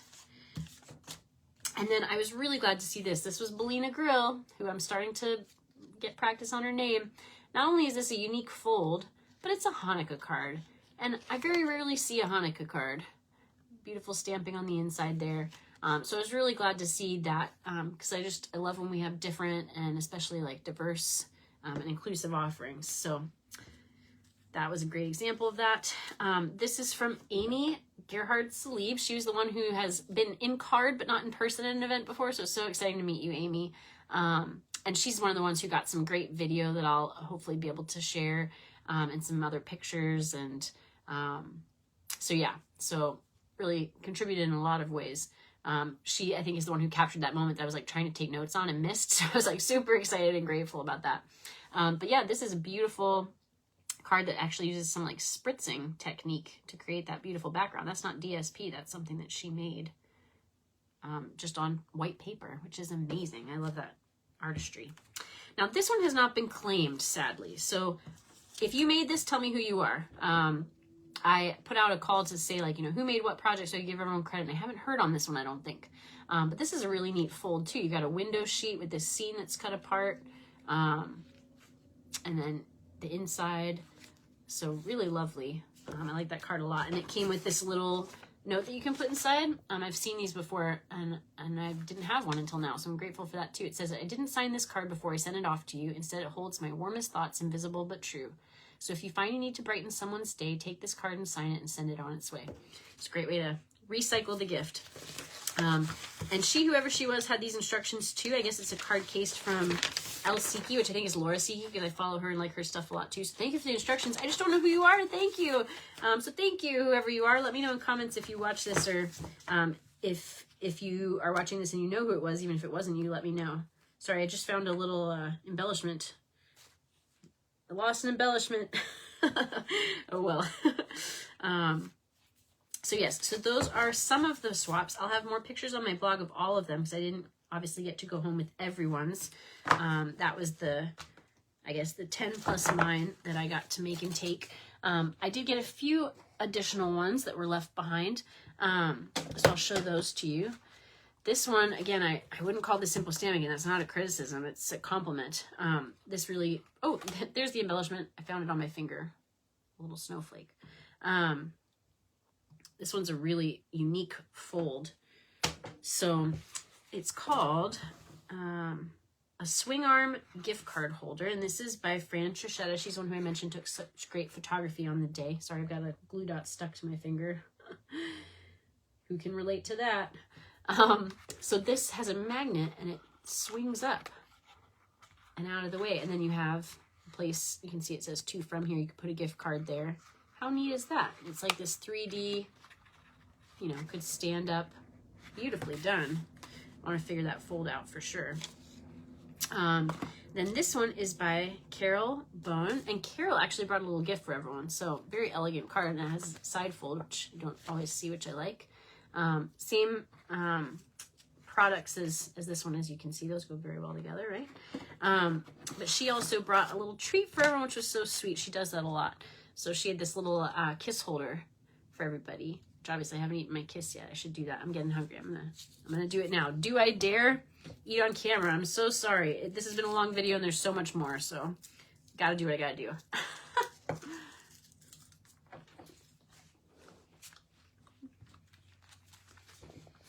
I'm gonna just hide my face while I chew. So this one is Lisa Yamamoto. I want to say something about you, Lisa. So everyone that I can remember was just like extremely appreciative about what we did for this event, and I so appreciate that. From everyone who gave it. And I think it was everyone involved. There were a few people who were just especially appreciative and or supportive, like going into the event, like checking in with me, asking, you know, what else they could do, how I was doing. And Lisa was one of those people. There were others, and thank you to all of you. I know Mary did that for me. I know Leslie Ann did that for me. I know Anna did that for me. I know Bren did that for me. I could probably go on and on. I'm sorry if I'm forgetting you and you did that for me too. But some people were just sending multiple of those messages, and so they just really stand out in my memory. And Lisa was one of them, so thank you, Lisa. So I think this is a really neat, another gift card holder. And she even made like a little gift card, kind of like temporary, to show you that you can put that in there. But that's also great, like you could just put a little note on the back of that or something. So that's just really unique and well done. See, I think that's a good example of simple but not basic. Again, I would actually say it's beyond simple because of like the specialty fold of it, but just design wise, like it's hard to use white and not have it be basic. I have that trouble all the time. If you see my projects, you're probably like, yeah, I know, sometimes they're a bit basic. This is Lynn Hunt Phones.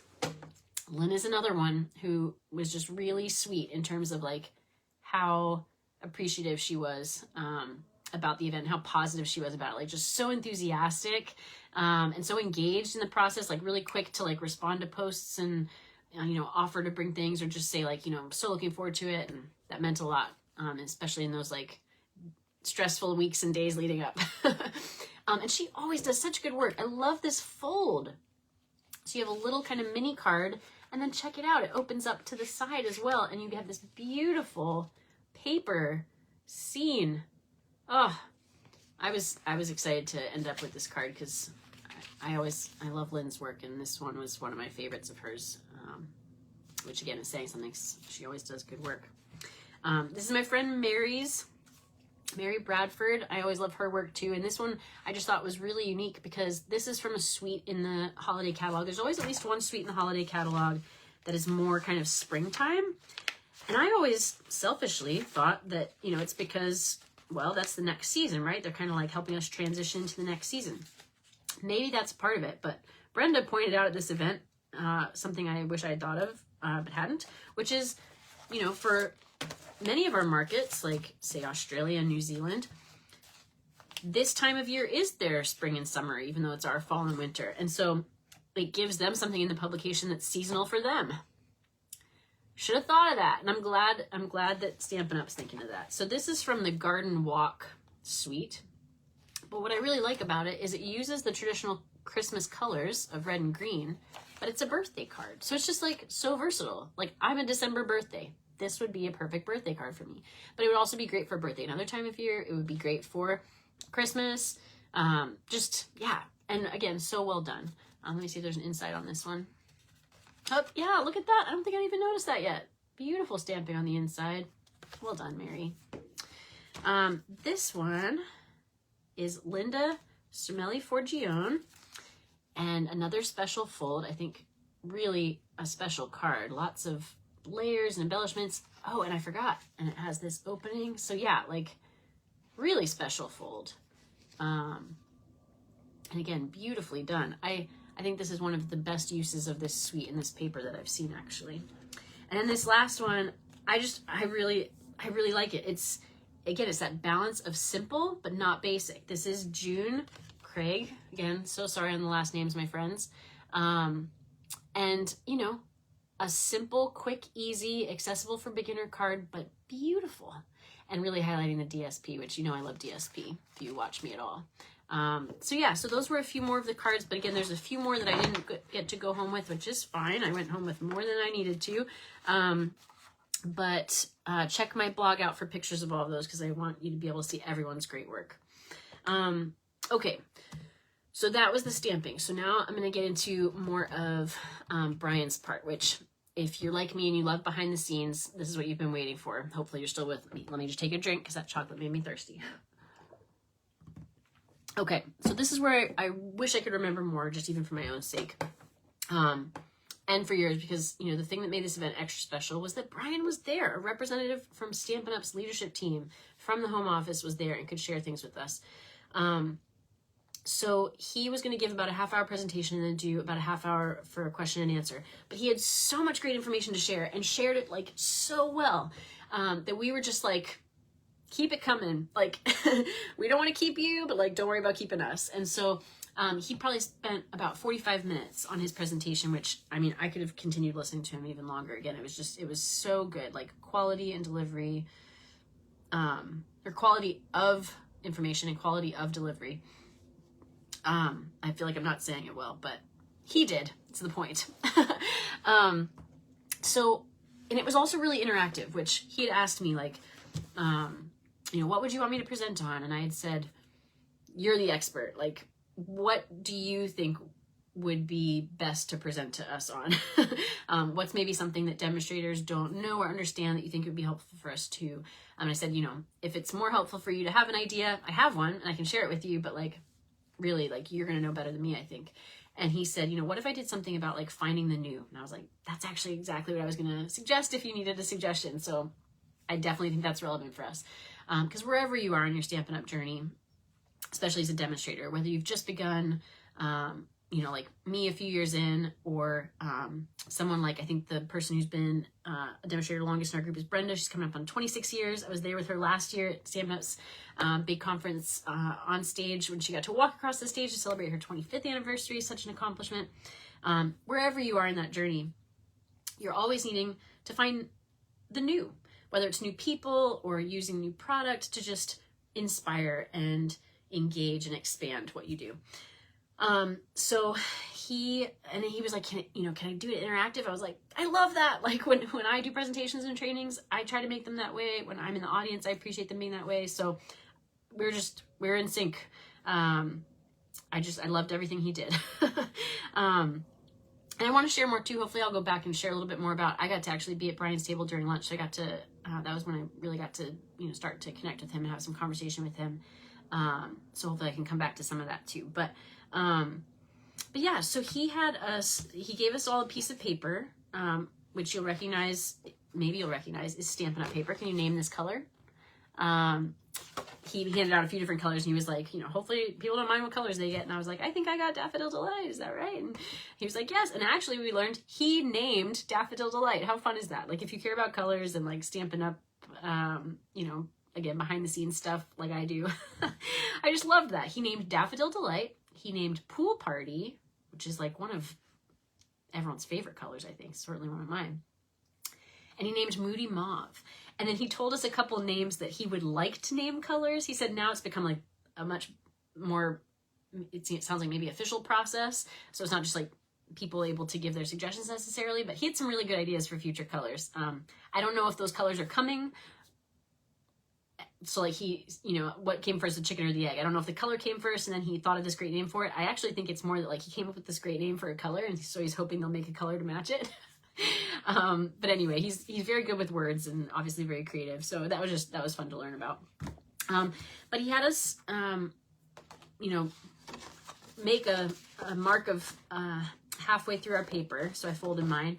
And then on one side he had us write 5 reasons I became a demonstrator and or chose to stay a demonstrator. And we just had like a minute or two. So just really quickly, I wrote down community, accountability to create, early and exclusive access, training, and then things like the discount and the potential profit. And so after a few minutes to think through that, he had us write down our most important reason of those 5. And mine was the first one I wrote down, and I've already shared with you. Can you guess what it is? Community. And then I think we might have talked about that a little bit. He had us, I think, go around the room and share what some of our reasons were. And he kind of like siphoned our reasons down into a couple or 3 categories really. And so on the other side of the paper, he had us, you know, marked in some ways. So I folded mine into quarters. So we had 4 sections. And these were the areas that he thought, you know, most reasons that he hears of that like he heard from us would fit into: product, people, potential, and then we did something else in the 4th quarter. But it was those 3 things: product, people, and potential. A lot of reasons fit within that. So like we can look at mine: community, people, accountability to create. That's probably like the product, getting to use the product. Early exclusive access, that's the product. Training, that's the potential. And the discount and or profit, that's the potential. So I think there was a couple reasons that, you know, maybe didn't fit as like obviously into those categories, but they all pretty much fit in. Like one of the things that came up in the room was like, this is therapeutic for a lot of people. But I think that maybe even kind of fits into potential. Or, you know, why is it therapeutic? It's therapeutic maybe because like it's getting them to connect with other people and they're having that, you know, social wellness. And so that would obviously fit under people. Or maybe it's therapeutic because it's getting them to stimulate their creativity and so that's their intellectual wellness. So that would be, you know, potentially along the lines of, you know, product. And again, that like creativity and inspiration it leads to, because that's what we ended up talking about. So like when we talked about product, we talked about what product allows us to do. It allows us to create. It allows us to coordinate. That's one of the things that's, you know, a hallmark of the Stampin' Up brand, not to throw another card brand in there, but their coordination of product, whether it's the color coordination. Hi, Lisa. Oh my gosh, Lisa, are you watching for Japan or are you back? I was just talking about you. Go back if you didn't see a few minutes ago. I was saying how much I appreciate you. But I do. And I appreciate that you're here. And I want to hear all about Japan. But yeah, the coordination, whether it's the color coordination that makes us look professional because, you know, everything that's the color Daffodil Delight is going to be the same shade of yellow. So whether it's paper, ink, embellishments, it's all going to match perfectly instead of being close to matching, but therefore look, you know, homemade in not the good way. She is watching from Japan. Oh my gosh, what time is it there? I've been watching your pictures and I can't wait to hear all about your trip. But there's also the coordination between the products, not just the colors. So, you know, the way the dies and punches cut out the stamps and all of that. So anyway, I could go on and on about that. I've talked about that before. But that's one of the great things that products allows us to do. Coordinate, you know, to look professional, to send quality cards and gifts and things like that. Product also inspires us. And Brian talked about, you know, although we want the new for that inspiration, we also have to remember that the old is still new to many. So like, you know, as a demonstrator, we get this early exclusive access, right? Or I guess in this case, I'm talking about the early access. 7 o'clock on Monday. Wow. So you're in tomorrow. Tell me what's going to happen. I know it's not how it works, but you know, we get the early access. Like we're about to see this weekend, I'm going to see the new mini catalog. We're still in the middle of the current mini catalog, you know, so it's easy for me to kind of get ahead and be like, oh, I have to have the newest, latest, greatest thing. And that is exciting. And, you know, as long as I can afford that comfortably, enjoy it. But I don't need to worry about like having the latest, greatest all the time, just so that I can have it available to my customers. Because my customers might be people who are just coming to Stampin' Up. And so something that's been around for years is still brand new to them. Or maybe they're not brand new to Stampin' Up, but they've been into the stamps, but not the tools. And so it was just the idea that like, we want to expand our perspective on what the new is, and maybe like not feel pressure over the brand new. So I thought that was helpful, especially as someone who's on a budget and who's trying to make like strategic business decisions. Then I think we probably talk next about people, because that's the order I have it on my little sheet here. So people allow us to have community. Again, my number one reason for doing this. We can eradicate loneliness. And you heard me talk about this when I talked about the 35 for 35 event I attended with Sarah. Again, Sarah is Stampin' Up's current CEO. She's the co-founder's daughter.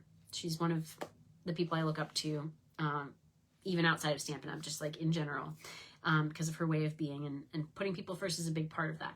And she said that, and Brian shared this same story. He said he actually kind of like forced her out of the closet in telling this story, that, she was at a meeting with people who were, kind of asking her why she's doing what she's doing. And she finally just said, to eradicate loneliness. And since then it's become this, it seems to me kind of like mantra that's like guiding her and guiding the business. Like she said, when I was sitting at her table crafting with her at that event, like, I think it was when I was sitting with her, it was at some point in the event, she said, we have the answer, at least like one of the answers. Like loneliness is an epidemic now, maybe more than ever, at least in recent history, post-pandemic. And, crafting with others is a way to solve that. It's not the only way, but it's a way. And, that's what we're offering to people. We're offering them that chance to connect through creativity. That's why I do this. That's what I get out of it, so it's what I want to give to others, and it's what I myself want to get. I wouldn't want to try to sell someone something that I don't find value in personally, because I'm not a salesperson. That's not what I'm in it for. The sales is like the means to the end, and the end is not the money from the sale. The end is, again, like the accountability to do what I love, which is to create a community myself. Because without that accountability, even though it's the thing that I love, I might not always do it, because, there's always something else that like needs to be done, or I don't feel like I have the energy or whatever. I'm kind of like getting to this video. Like there's been a lot of things getting in the way. And finally I was like, you know what? I just have to do it. Like, even though like I'm a mess, my space is a mess, like it's going to be rambly. Like I have to do it. And then it matters. What we do for people matters, and it makes a difference. It's made a difference in my life, and it's made a difference in all the lives of the people in that room. That's why they were there. And, I talked about how Brian left the company and came back, and has been there for so long, and, moved through so many different positions. Like, there's meaning in this work. I remember when the pandemic first began, I was talking to a friend of mine who was in a different direct sales business, and she was really inspiring me to do some charitable work through mine, given all the need that had suddenly arose in the world. And I remember thinking, and I'm pretty sure I said to her, like, I kind of feel badly asking people to spend money on this right now, because, there's a lot of financial stress right now, and it's just paper. And, that was a moment of doubt, but it wasn't founded, because that's not what it is. That's not what it's about. It's not selling people paper. It's connecting people through creativity. And paper is one of the means to that end. And it really can make a difference. Whether we make a card and send it to someone. I remember there was a Stampin' Up catalog years ago that like every section had a different little like story. And there was one that made me cry, which is not hard to do because I'm a crier. But it was a woman who said that she like put out there in the world, like probably on social media, like, who wants a birthday card this year? Whoever, whether I know you or not, I will make you a birthday card. And so she got a message from a woman she didn't know, sent her a birthday card. Turned out, I'm going to cry talking about it again, that was the only birthday card that woman got that year. And it mattered to her. It made a difference to her. And of course, the woman who made it, then finding that out, that mattered to her. That made a difference to her. And me reading that story mattered to me. It made a difference to me. It inspired me to do more of that, to, live my value, my top value of love, more with the world, even people I don't know. And so that's just one example. It gets me all teary, but in a good way. Okay, so then the last P, I love that they're all P's, by the way. Thank you, Brian. Alliteration is so helpful. Is potential. And again, potential allows us to potentially profit. It allows us our discount, which is another form of profiting. If you're a demonstrator, you get at least a 20% discount. And then that means you also get at least a 20% commission on anything that you do sell. Potential would also be one of the areas Brian's over, the training. I mean, I talked about earlier how Stampin' Up has helped my math skills. Like when you craft, when you work with Stampin' Up, like when you try to run a business, you are learning so much more. You're being challenged in so many ways. Like, I was not tech savvy or social media literate. I'm still not a lot compared to a lot of people or on a lot of things, but I'm much more so than I would be had I not had this reason to do that. I know that's true for a lot of the other people who do this. Stampin' Up just did, you might remember a few weeks ago when I was traveling the world, Lisa, in Greece, I was doing a challenge where I was posting every day with some of the experts in the social media field, specifically for direct sellers. And that was an opportunity that Stampin' Up paid for me to have. Probably a pretty expensive investment too, because these people are, top of their game, running their business to consult on these things. And that's just one example of like the many resources that are available to us as Stampin' Up demonstrators to grow professionally and also personally. So I really, I've always loved Stampin' Up's product, but for me, it's all about people in life. But that potential is extremely valuable too. Not just, again, the financial parts of that, that have monetary value, but the intangible things that lead to things like lifelong earning potential, but also just lifelong satisfaction, like the sense of accomplishment. I could go on and on. Like, see why this was such a good day? Like, it was so, it like couldn't have been better. And that is so much thanks to Brian and to all the people in our group, especially those who participated in the day. I can't thank you all enough. And I'm so worried I'm forgetting to thank specific people for specific things. Like, and I don't expect I'll get everyone in this moment, like just like I couldn't get everyone in on the day, but like I hope at some point, like before, during, or after, like you feel the gratitude for me because you deserve it. So then the last thing we wrote about, so here are the 3 Ps, and then our last quadrant, and we're talking about all these things and we're interacting on these things, and then I'm taking notes on some of the things that Brian says and we talk about, but we talked about the new, so bringing newness to each of the 3 Ps. So Brian's challenge, which I'm just now remembering, it's only been a couple weeks, was to stamp with someone new. And so I'm going to do that. I'm going to have to make a plan for that, but I'm going to do that. Stamp with someone new.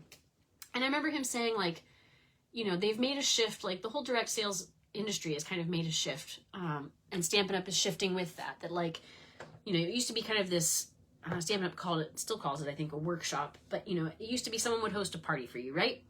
And you would go and you would demonstrate, that's why we're called demonstrators. You would demonstrate your product, whether it's crafts or other things that other direct sales businesses sell. And then people would shop. And you can still do it that way. But now, I guess, the industry has moved to really people making individual purchases when they need or want something, and not just shopping at these parties. And so in something like crafting, though, where we're connecting through creativity, it is still so much about gathering. And so Brian said, someone shared they love being part of Stampin' Up for a lot of the same reasons. I can't see the whole comment. I'm going to have to go back and read that. But thank you, whoever's interacting. And please keep interacting whether you're live or on replay. That's why I do these live in large parts, so we can interact. But yeah, Brian said, don't put the pressure on. I think this is when the event planning thing came up, or we came back around to that. But he was saying, it's just a gathering. Like, it doesn't have to be a party. It doesn't have to be a workshop. It doesn't have to have these labels. It doesn't have to be this like big production. Just gather and just stamp. It can be one person that you just casually invite to meet up with you and stamp together. So I need to do that with someone new. And he also talked about, and this really gets into the business. So for those who aren't trying to run a business, this may not be relevant to you. And I hope for those who, like, our customers, this doesn't reveal things that, I don't know, you wouldn't want to know, but I work in transparency. I like to work with people who I can trust, and those are people who are open and honest, and that's how I try to be. But if you have questions about it, let me know. But one of the things he said that I thought was interesting, especially because of what we sell, which are craft products, he said, you know, in other businesses, direct sales or not, like, people don't use your stuff. Like, I think the example he used was like, you know, someone who's working for a makeup company. They might gather with you, you know, again, meet up with you or have a party where, you know, you do makeovers so that you can, you know, test things out. Or like, you know, even like when you go to the mall, to like an department store, you know, you might go to the makeup counter and try stuff so you can like find your color and things like that. But then like when you wake up in the morning or, you know, are getting ready to go out and you're putting on your makeup, you don't go use that other person's makeup or like go to that store and use their makeup. Maybe as a teenager, I might have done that once or twice, like gone to the mall, like had them do the free makeover and then like gone out. but you know, you're not doing that on a regular basis. And so he was encouraging us like that wouldn't make sense in that context. So like, it doesn't make sense in this context. So like, you know, you're not just loaning people your crafts. You're letting them test them out, and then they're getting their own so that they don't always have to come to you or be with you to do this. You know, when they need a birthday card, they have the stuff to be able to make one that they can enjoy making and then enjoy giving. So that was really helpful to me, just, you know, from a, like a reframing of business mindset and strategy, that like, it is about getting people to eventually buy their own, you know, as much as they can comfortably afford to make that investment. And again, that's not just for my benefit, for the money that I'll make on that. It's for their benefit. Because, you know, they can't just wait till the next time they can come over to my house necessarily to use my stuff to do it. So anyway, and then what's my last little note here? Oh, he said this is good. I'm glad I took this note because I would never remember it otherwise. He said this, as in the new, is one of the answers to having even more of what you love. New is one of the answers to having even more of what you love. And he said you always need new. And that was, you know, kind of what I talked about earlier. Like whether you're just starting out and you're looking for your first person to enjoy this with, you know, your first customer, or your first teammate, or you've been doing this for all 35 years that Stampin' Up has been around. Like, people move, they move on, they, you know, things change. And so you're always looking for more people you can enjoy this with. So that's where I'm at. So if you happen to be watching this and you think you might enjoy this, please let me know. Because I'm still building my community here in New Jersey. And you know, I do things virtually too. So it doesn't even just have to be in person.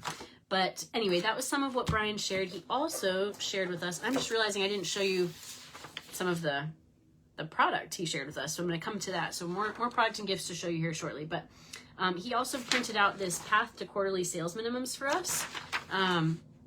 And I think he said, like, you know, something like, you know, no one in the room might be, you know, worried about this. I worry about this.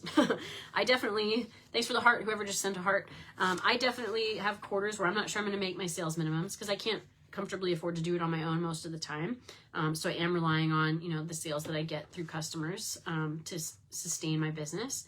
But he was saying, you know, even if you are past that point where you're like well able to meet those every quarter and that's not a concern, there are still some valuable things on this. This is one of the training resources that we get as demonstrators. And so it talks about, it says, use this form to chart your progress by checking off each step. We recommend taking the steps one at a time. As you build confidence and start seeing success, start adding steps along the way. So the steps are: 1, love what you do. Check. 2, share what you love. That's what I'm trying to do right now. And then 3, help others enjoy creativity. And so then it also, you know, breaks those down a little bit more. So loving what you do is doing things like stamping and sending cards, reviewing your why for, you know, what makes you do these things. Sharing what you love would be handing out things like catalogs or brochures or invitations, sharing on social media. And it has, you know, made these more like SMART goals where they're like specific and measurable and, you know, hopefully attainable and relevant and timely. And then the help others enjoy creativity, that third step is just, again, like I mentioned, Brian mentioned, gathering friends and stamping. And then of course tracking so that you can make sure that you are doing these things. So much of this relates to what I do in coaching. I love it, like the tracking and again, the smartness of the goals and all of that. So I haven't even fully looked through this and used this myself because again, today is kind of the first time I'm coming back to this. I think last week I tried to get some things organized. I thought I was going to be able to do this video and I wasn't. So some of this I'm really kind of reviewing for the first time since the event. But I guess before I get into the Q&A time with Brian, let me share what I forgot to share earlier, which was when we went to Brian's table, we got to use the Best Destination Kit, which now is released, so now I can share it with you. So this came out on Wednesday, November 1st. And again, I knew Brian was bringing us a pre-release kit to craft with. I did not know what it would be. I remember him saying, like, it's really cute. And I was like, great. I love the kits collection. I love almost all the kits. I mean, I love them all for reasons, but some of them are more my style or not, you know? So some I think like, oh, I love that for like this sort of person or this sort of occasion. But some of them are like, I love for me. I don't know that there's ever been a kit in the kits collection that I have loved more for me. Hi, Mandy. So when I saw the kit that he had brought, I was just like freaking out because it's travel themed and it's beautiful and it's like a fancy special fold. So it's these peek through cards. So this is the one that I chose to make. We each got to make one on the day. And it reminded me of Greece, which I had just been in a few weeks earlier. Mom and Dad who were with me in Greece, or who I should say I was with in Greece, does this not totally remind you of like some of the little towns on the islands? Maybe a little more colorful. The islands maybe a little more red than some of the places, but no, some of them really did look like this. Anyway, it has this great like kind of glossy, hopefully, let me see if the light can catch that.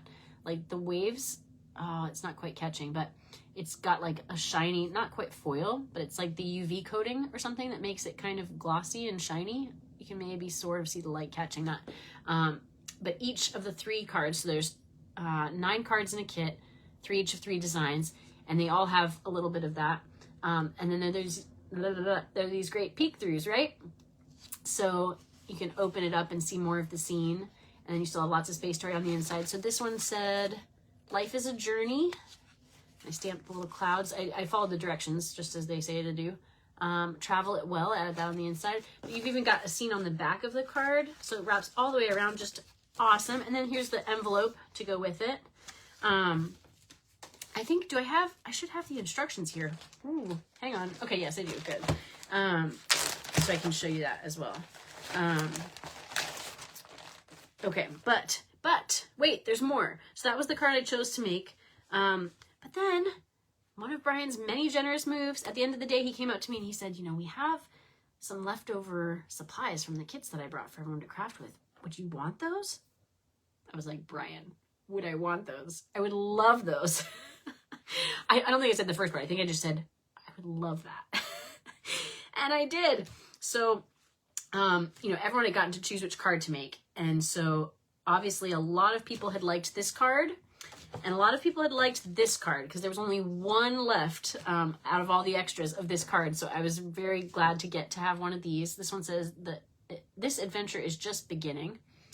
And where's kind of the glossiness is on the clouds on this one. Again, you're probably not going to be able to see it. But this one reminds me of like driving through the Caribbean, which I've never done. My dad's always the one who drives us through the Caribbean, or my Caribbean family. You stamp the birds there. I don't think I put a message on the inside of this one yet. But you know, you got the image all the way on the back too. But yeah, driving, like my mom's from Barbados, and driving in Barbados is not something I would want to do. It's a little intimidating. But this one, there was no envelope. All the envelopes for this one had been taken, which again is totally fine. But here's to show you, this is the whole kit. So you're getting a sneak peek of the 3rd card here. But this is what that envelope looks like. So it just has some matching, you know, background, like the palm trees on there. I'll show you more from the instructions in a minute, but here's the 3rd card.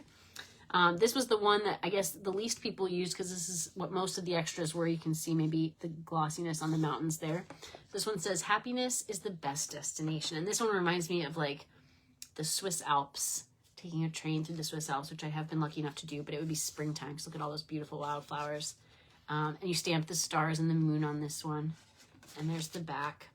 And here's the envelope for that one. So I just love this kit. Here's the stamp set, by the way. Let me use the envelope so you can see the stamps. I think you've seen all the sentiments at this point. Let me see if I left any out. Nope. And you saw all the stamps actually. So yeah, so every card, all these stamps were used on the cards that I showed you. Again, that's just following the kit's instructions so far. You know I like to do alternatives, so I'll try to do that. But just to show you real quickly inside the instructions. So here's the pieces, parts and pieces for every card. So you have, you know, the sailboat, the flower, and the car. This comes with a gorgeous grape ink spot and then the linen thread. And then it takes you through, you know, one card at a time, showing you how to put those together. Really quick and easy, definitely simple stamping, I would say, projects, but not simple cards because of the trifold and the peek through, and just love the theme. Thank you so much, Brian, for sharing the extras with me so that I could share that with you all. Let me know which card is your favorite. Where would you most like to go? Would you like to go to kind of the Mediterranean coast? Or if that looks like somewhere else you've been in the world, tell me where. Would you like to go to like the Caribbean? Or again, if it looks like somewhere else to you, tell me where. Or would you like to go to like a train ride through Europe? Or again, wherever else that looks like to you, let me know. So that's what we did at Brian's table.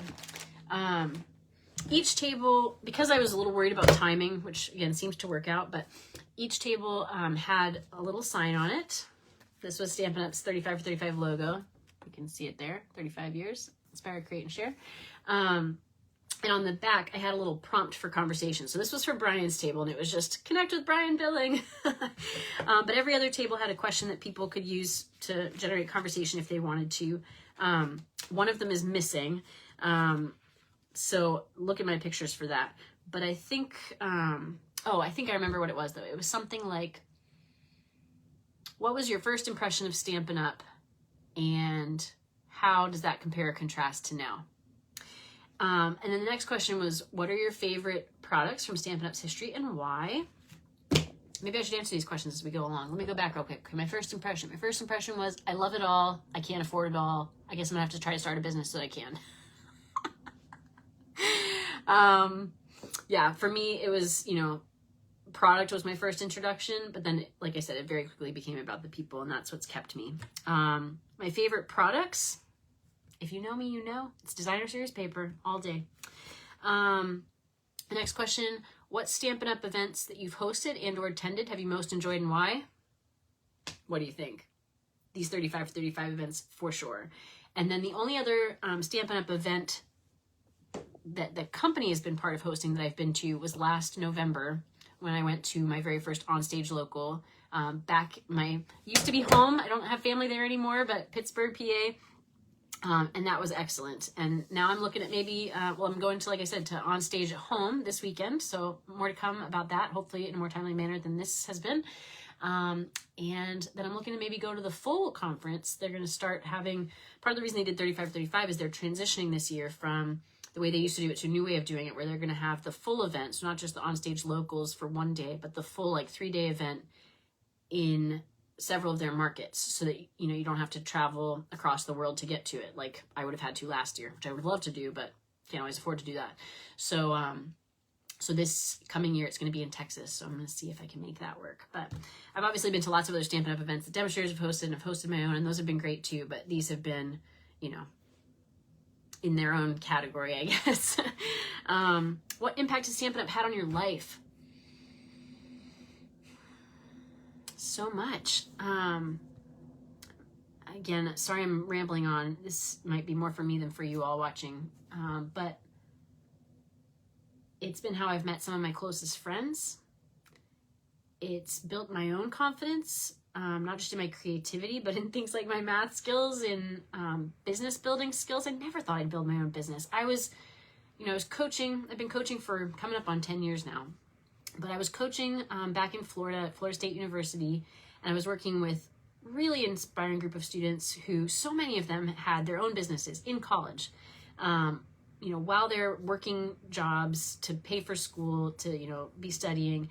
And I was, like I said, just so inspired by that. And I thought,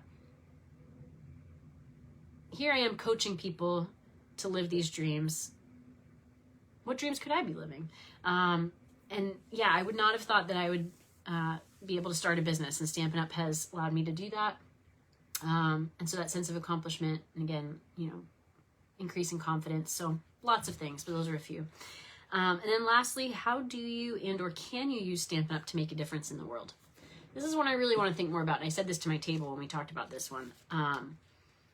I have been thinking for years now how I can do more like charitable work through my business, because I can't, hi Susan, I can't afford for it to just be a charity.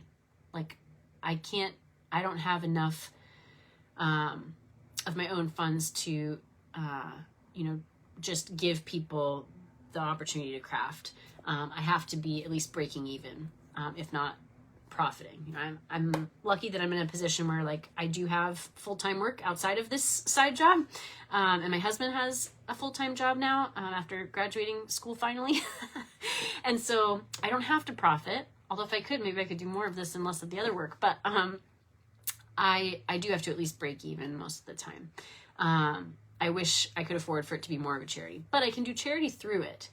And I've done a little of that and I want to do more of that. So that's something I'm thinking about. If you have ideas, I think I've asked for this before. If you have ideas of charities or ways that we could together do some charitable work, or, even beyond like the traditional charity, like just make more of a difference through what we do with our crafting, please let me know. I would love to brainstorm on that with you all. So at the end of the day, we had our Q&A with Brian. So I had a long list of questions and I said so. I was like, I have a long list, so I can keep us going for as long as we have or longer. But, what questions does everyone else have? I wanted everyone else to have their chance because I knew we were doing an after party that everyone had been invited to, but not many people could make it to. It had obviously already been a long day. And again, people had some long commutes. But we were going to a local diner because that's what we do as a group. It's what we do in Jersey for dinner afterwards. And it turned out it was the closest diner to our event location is the one that we first met up at, our very first meetup a year and a half ago, coming up on 2 years ago. And one of our favorites that we go back to. It's not as retro as some of the diners around here can be, which I particularly like. But it's got, like all the diners do usually, like an extensive and accessible menu where it's like you can get almost anything you want and it's going to be good and it's going to be inexpensive. And so anyway, I knew I'd have more time with him. So I can't remember a lot of the questions other people asked. My friends who were there, like share your questions and Brian's answers in the comments. I would love for us to kind of be able to collect some of that so that we can remember it and share it with those who weren't able to be there. But some of the questions I was going to ask, he had already answered. So actually I'll go back and I guess share some of those answers. Like in his introduction, he had already talked about what brought him to Stampin' Up! And what his journey had been like. He grew up in the West, and again, he had been in many positions throughout his time at the company, which again, I think has been about 14 years now. And just had like nothing but positive things to say about what a great experience it was. And again, didn't leave because it wasn't a positive experience, but came back because it was such a positive experience to be there, as opposed to maybe elsewhere. And I was going to ask, what all do you do as Demonstrator Experience Director? But again, he talked a lot more about that in his introduction. I did ask him, did I? No. I was going to ask, what do you think is one of the most helpful business strategies for demonstrators? Hi, Bethany. But he had kind of talked about that too. And he had talked about, like I said, like not putting the pressure on ourselves to be event planners, just keeping things simple. And, kind of like he talked about in his presentation, like just gathering, just stamping with someone, just meeting up. And so I'm trying to remember what else. Nothing else is coming to mind right now, but he had shared kind of like officially and then also just casually throughout the day about, good business strategies for demonstrators, which again, he would know. Business Experience Director. I always have to think twice about that title. I think I've gotten it wrong a few times on video, but Business Experience. No, see, there you go again. Demonstrator Experience Director. DED. I did ask him, what do you think would be most helpful for demonstrators to know or understand that we might not? And you might recall that's a question I had asked to Sarah when we met her as well. And he said something similar. He said, it can be easy when things don't go smoothly to feel as a demonstrator like Stampin' Up! Didn't consider us. But he reiterated, they are always considering us and trying to make things go as smoothly as possible for us and include us in the decisions and in the execution of the decisions. And they really do care. And And I believe it, not just because I hear it from the people at the top, now multiple people at the top, but I see it. And so I don't think I've ever really felt that, but I know other people have felt like, maybe Stampin' Up! Doesn't care about us, and they do. They really do. So if you've ever wondered about that, like, let's talk about it. But I believe that they do. So he was basically just saying, like, so please just know that, and like, feel how you feel, but like, I don't think he said it this way, but I'm going to say it this way. Like, you might feel unconsidered, but remember that you are. So like, you can still feel like frustrated or disappointed about something that's changing, but it's not worth feeling like they don't care about us, because they do.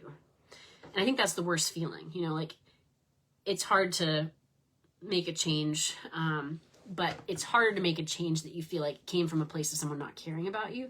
And that's the part we don't have to, internalize and like feel bad about, because that's just not the case, I don't think. And then I told you, I already asked him about, leading the events team, what he'd learned that could help us with our own events. I had asked him at our table at lunch what some of the most enjoyable places he's traveled around the world with Stampin' Up! Or otherwise have been, because that was something we really connected over. I felt like we had a lot in common, so we had a lot to talk about, and I just hope my other table mates felt like they got to talk with him too. I was trying to like include them, but sometimes we were talking about things that aren't something everyone's interested in, like travel. But he said that he had really loved his time in Italy, I think, and he'd also been to Greece, so we were talking about that since that's where I had most recently been. Turns out he is a fellow Disney fanatic, if I can give him that title. He's at least a fan. I'm a fanatic. I'll let him decide if he wants to be considered that level. But it's interesting. I had seen him, I had friended him on Facebook when we started this process, and I'd seen a picture of him at Disney. And so I thought maybe he is, but he really is. So we talked a lot about that. And he's been to some of the international parks, which I have not. And so we talked about that. And of course, living closer to Disneyland, he goes there more. And so we had a lot to talk about with Disney travel specifically. But Disney, of course, is the next destination for Stampin' Up's travel for their incentive trip next year. It's going to be Disney World in Florida. So we'll see.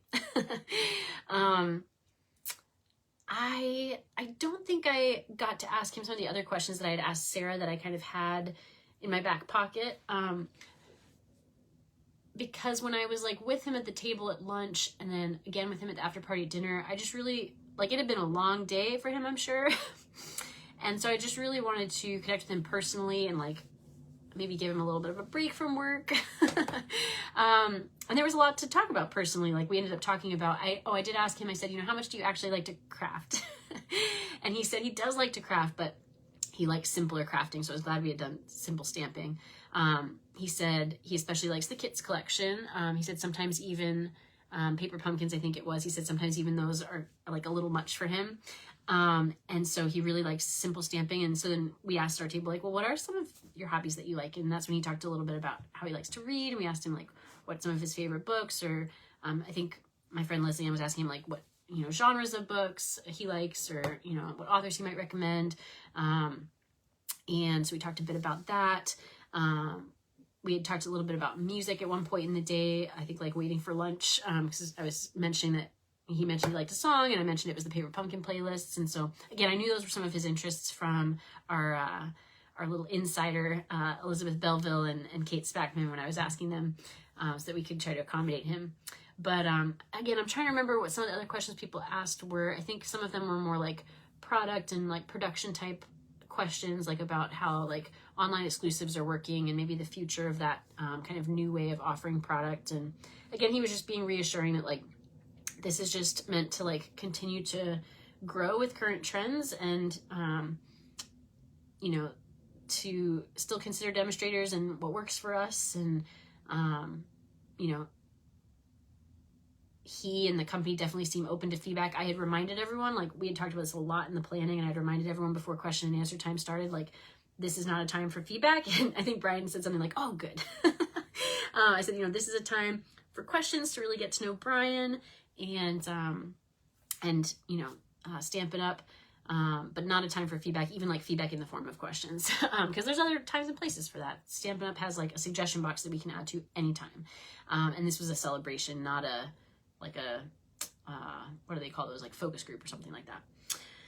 So more I could probably remember than what I am, unfortunately, but I will just share the last couple things. So as the day ended and we, you know, thanked Brian and, you know, I was thanking the group again, we started the cleanup process, which was like a whirlwind. But Brian came up to me during, oh, I forgot some big things. Okay. So before I get to some of the things Brian gifted at the end there. So I mentioned that he brought some gifts for the group. He actually said to me, like at one point in the day, I think I went up to him and was saying like, you know, we'll be transitioning to your presentation next, you know, are you ready? Is there anything I can get for you? Something like that. And he was like, I have some gifts. Would it be all right if I gave away some gifts? I was like, yes, I think everyone will be okay with that. Thank you. So I mentioned he had brought the new Meandering Meadows DSP. He had brought that, I'm already forgetting the name of it. Oh my gosh, how embarrassing. Winter Meadow, it's not even hard. Winter Meadow DSP. And so the way he did that, it was really fun. He had us play this game, just heads or tails. He had a, well, he needed a coin, so I loaned him a quarter. And he would flip a coin, and we would all have to either put our hands on our head or our hands on our tails, which I didn't feel super comfortable doing, so I just did my head the whole time. But then whatever way the coin landed, if it was heads and you had your hands on your head, you got to stay standing and everyone else had to sit down until there was one person left. And so luckily it was heads like over and over and over again, like to the point where people were like, whose quarter was this? Like, is this a trick quarter? So I almost won, but it's okay. Like I said, I was really glad Debbie won the Winter Meadow DSP for having just brought so much. And Belina won the Meandering Meadow DSP as one of our newer group members. That was great. And then Brian brought one other product, which was a sneak peek, because Winter Meadow came out in the mini catalog. Meandering Meadow came out in the most recent online exclusive. Although I guess it's only as of this week going to be available to customers. Until now, it's only been available on Demonstrator pre-order. So that would be a sneak peek for you all who are customers. But demonstrators have been able to order that for a few weeks now. But then he also brought us something that's coming out in the expanded online exclusives release, which I think is this Wednesday, November 7th. So watch my page for that. He brought a bundle. So a stamp set and a die set that even we as demonstrators had not seen yet. It wasn't available for us to pre-order. It wasn't even available for us to view yet.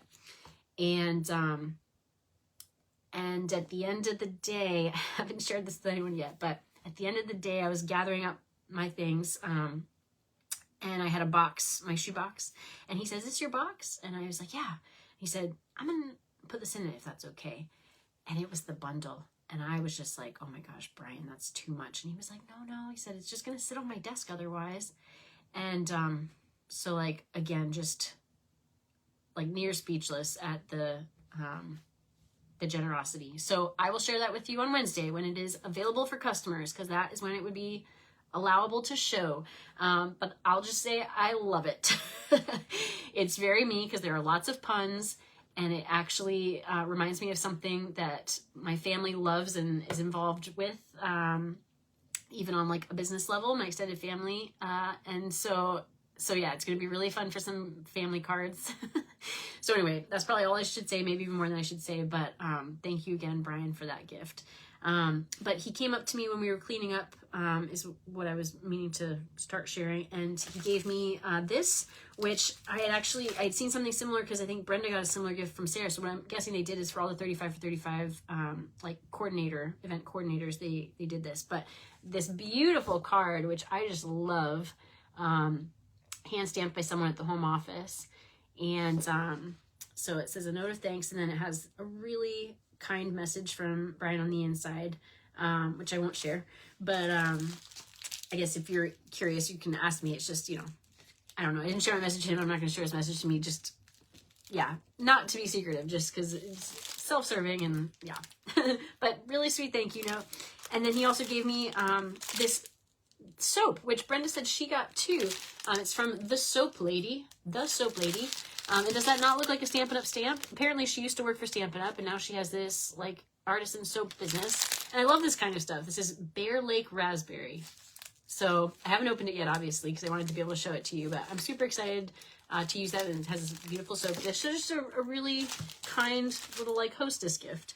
And again, my love language is words, so the words in the card just meant a lot. So yeah, so much, like so much. And then we went out to dinner, and I think, you know, it again had been a long day, so I know like energy may have been waning. But I thought we had a good time, just again connecting personally. Just a few of us with Brian. It was kind of I would have been happy for more to come, but it was kind of, I guess, nice to have just a smaller group of us to be able to talk, especially because we were in a diner, so it's kind of loud, and with more people there, it would have ended up being smaller group conversations anyway. There's no way we could have like all been in a conversation all at once. But I think there was about 5 of us there with Brian. It was actually basically my table. It was Ginny, Anna, Leslie Ann, myself, and then Barbara and Brian. And so we got to talk a little bit more about some Stampin' Up things. Like I did ask him at that point, because like in the car ride over there, I'd been talking with Anna, who I was carpooling with, about just like how like exceptional everyone we've met from Stampin' Up really is. Like the way they seem when you see them in videos and like on social media, like they are that much and more and better in person. And that's hard. Like it's hard to be that good that much. And again, like after a long day and like travel, like, and just, you know, other things that could be going on personally, professionally, it's like that can be demanding and draining. And they don't seem to waver from just being so good to the people around them, just so good relationally. Like I had said to Anna at the beginning of the day, like she came over for the ride to the event, and I said, okay, I'm just gonna forewarn you, like being good to people is so important to me that this makes me really uncomfortable, but like I'm probably not gonna be at my best socially today, because like there's so much going on in my mind, like so much that we need to do a certain way that like I'm gonna be distracted, and I'm just apologizing in advance. But like I get the sense that like they would never need to give that disclaimer, or if they do, like again, like I didn't see it. So I asked Brian at dinner, I said, you know, like not to be you know, embarrassingly complimentary, but I said, you know, what does Stampin' Up do internally to create this culture? You know, is it training, or what is it that like people just without exception, I said, like, you are just another excellent example of like someone who is just so good relationally. And he talked about how like they're really good at having a work-life balance, and you know, I think he said it's good people at the company, you know, doing things that they enjoy and that are meaningful to them. You know, he said it's just he loves his job. And he said something like, you know, like it doesn't feel hard to like be here on a Saturday. And he was like, you know, I'd do it again. And I was like, all right, what are you doing next week? No. And he was like, maybe not every weekend. I was like, it's okay, I won't hold you to it. But yeah, so yeah, they're great. I'm so grateful to know them and to work with them. And I hope to get to see them again at future events. And, you know, be able to hopefully remind them, like, I'm Hannah from Wyckoff. I had a great time with you. But let me see if there's any last things I wanted to share. I know, again, this has been probably like the longest video of all time. Thank you to anyone who's watched any part of it. I hope it was helpful to you. It was at least helpful to me, I think. I hope I'm not going to like look back and regret it. But I don't think I will, because I'm going to look back on it and it's going to help me remember the good time, which I'm already starting to forget, sadly. So yeah, let me just look through my notes here and see if there was anything else. Oh, I wanted to share Brian's gift. Right. Oh my gosh, I almost forgot. Okay, so we got Brian a gift. We got him some local treats, so just kind of like a taste of New Jersey. So we got him some saltwater taffy. My friend Leslie Ann and I went down. Thank you again, Leslie Ann, for getting us down there, knowing where to go. We went to, gosh, now I can't even remember what it was. Which beachfront it was. Was it like Point Pleasant? I can't remember. But we went down to a boardwalk on kind of a blustery day a few weeks before the event, and almost everything on the boardwalk was closed. So it was actually kind of quiet and calm to walk around, and we could see like the waves crashing up on the beach. So I quite liked it. And luckily, the one thing that we needed to have be open was open, and that was the sweet shop. So we got some authentic saltwater taffy, which of course was born here in actually Atlantic City, New Jersey, so a little further south. But we got that for him. We got some for ourselves too. And then I got him some pretzels from a local pretzel company that makes Pennsylvania Dutch style pretzels in upstate New York. So, it's that good New York water making that good New York pretzel. That's, a classic snack around here. And again, actually, you know what? That worked out well. I was thinking, it's not New Jersey, but it's the area. And this part of New Jersey is so much New York and even Pennsylvania because we're just so close. But it ended up representing everyone who at the event because we had people from New Jersey, New York, and Pennsylvania. So we got him those few treats. We ended up also treating him to dinner, which he was very reticent, is that the word, to accept, not in an ungrateful way. He was just are you sure? You don't have to, but we had collected donations and really wanted to host him, and I'm so glad he allowed us to do that. I was like, I don't want to make you uncomfortable or get you in trouble. We'd really love to do this for you. And then the most personal thing we did was we also made bookmarks for him because, again, we knew, thank you to Elizabeth and Kate, that he loves to read. And so we each made a bookmark, which people could make similar to their card. I actually didn't get to really see people's bookmarks because that was one of the things I mentioned earlier. Anna really helped me with while I was doing so many other things. She was collecting as people came in their bookmarks because it was a surprise. So we needed to collect everyone's bookmarks. You'll see the picture of mine again. It's similar to my card. And we put them in a bag, a Ziploc bag, inside an empty bag of coconut coffee, because again, what did we learn he didn't like? Coconut and coffee. And Leslie Ann had said, let's play a prank on him. We know he has a great sense of humor.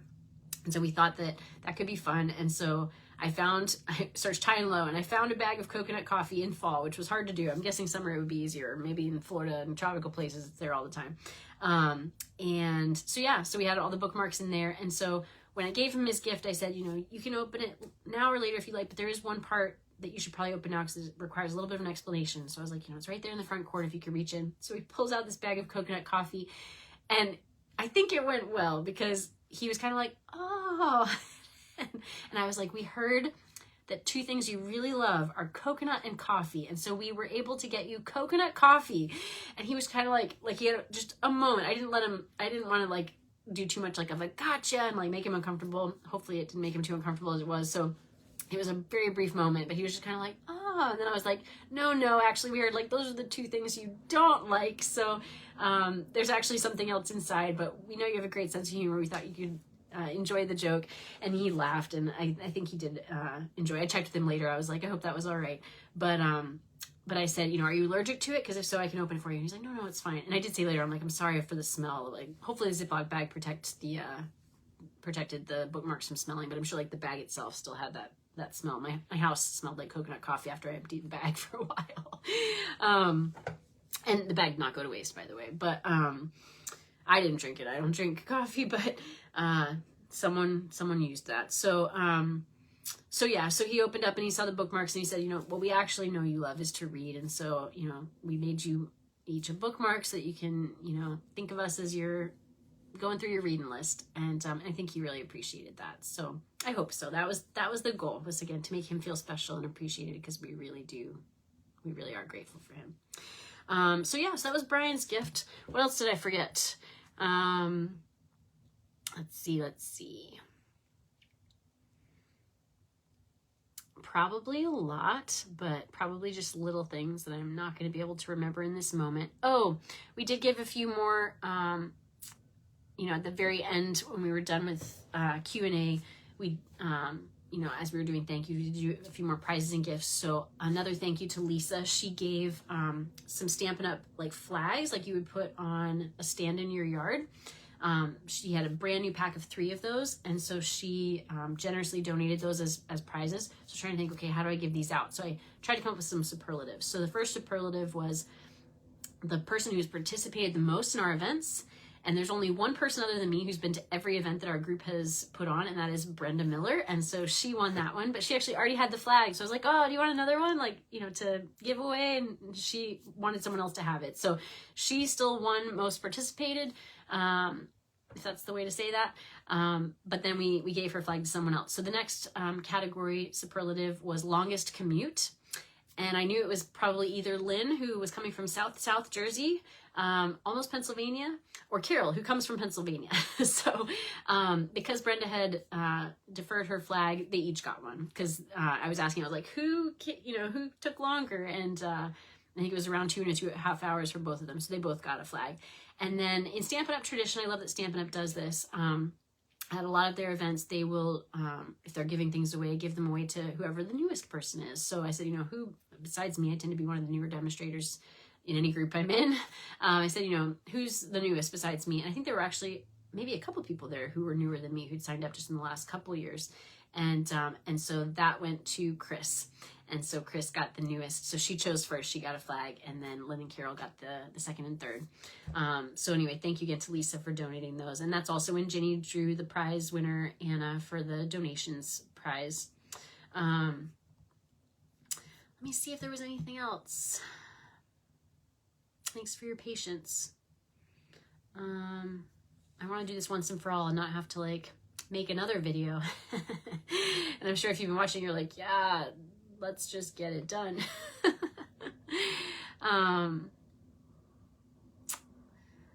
Let's see.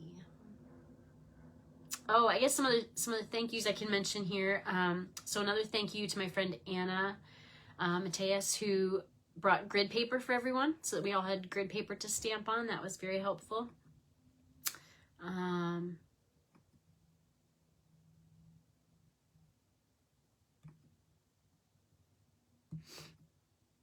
see what else.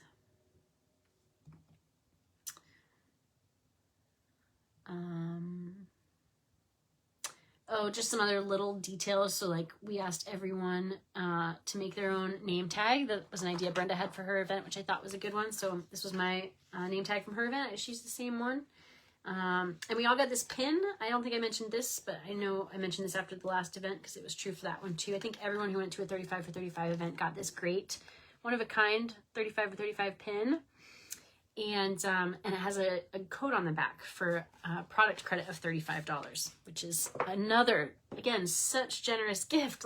Just thing after thing after thing. They really over-deliver. And it builds brand loyalty. At least for me, it sure does. We also asked everyone to either wear any Stampin' Up gear they had, like t-shirts, or just wear their favorite Stampin' Up color. So I was basic, and we're basic black. Brian and I actually sort of ended up matching. It was funny. We took a picture together and we were like, we kind of match. Let's see. Again, thank you to Brenda Miller. She brought extra name tags for people in case they weren't able to bring their own.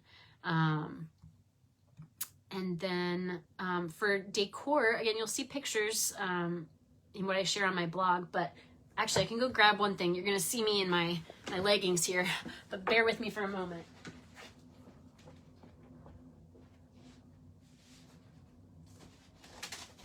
Okay, I don't think I've taken this apart yet.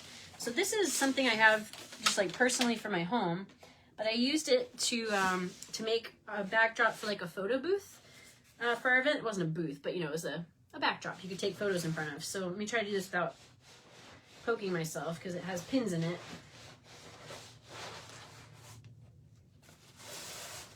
So can you see this? Let me back up. Thanks for bearing with me, everyone. So, am I all in there? All right, so this is a world map. You'll see pictures on my blog, but I put blue pins in everywhere that Stampin' Up went for one of their 35 for 35 events. So you can see some in Canada, across the US. This was us, you are here.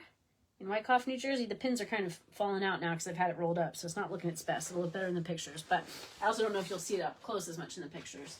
So you can see some more events that they had here in Europe, and then all the way down here, I have to roll it so you can see. So I can't hold it to show you. Okay, you can see in Australia and New Zealand. So I don't think they made it to every country that they're in, because again, they're in 11 countries, but they at least made it to every market, like every continent. That they're in. Where am I going to put this? Gosh, okay. So that was our photo backdrop.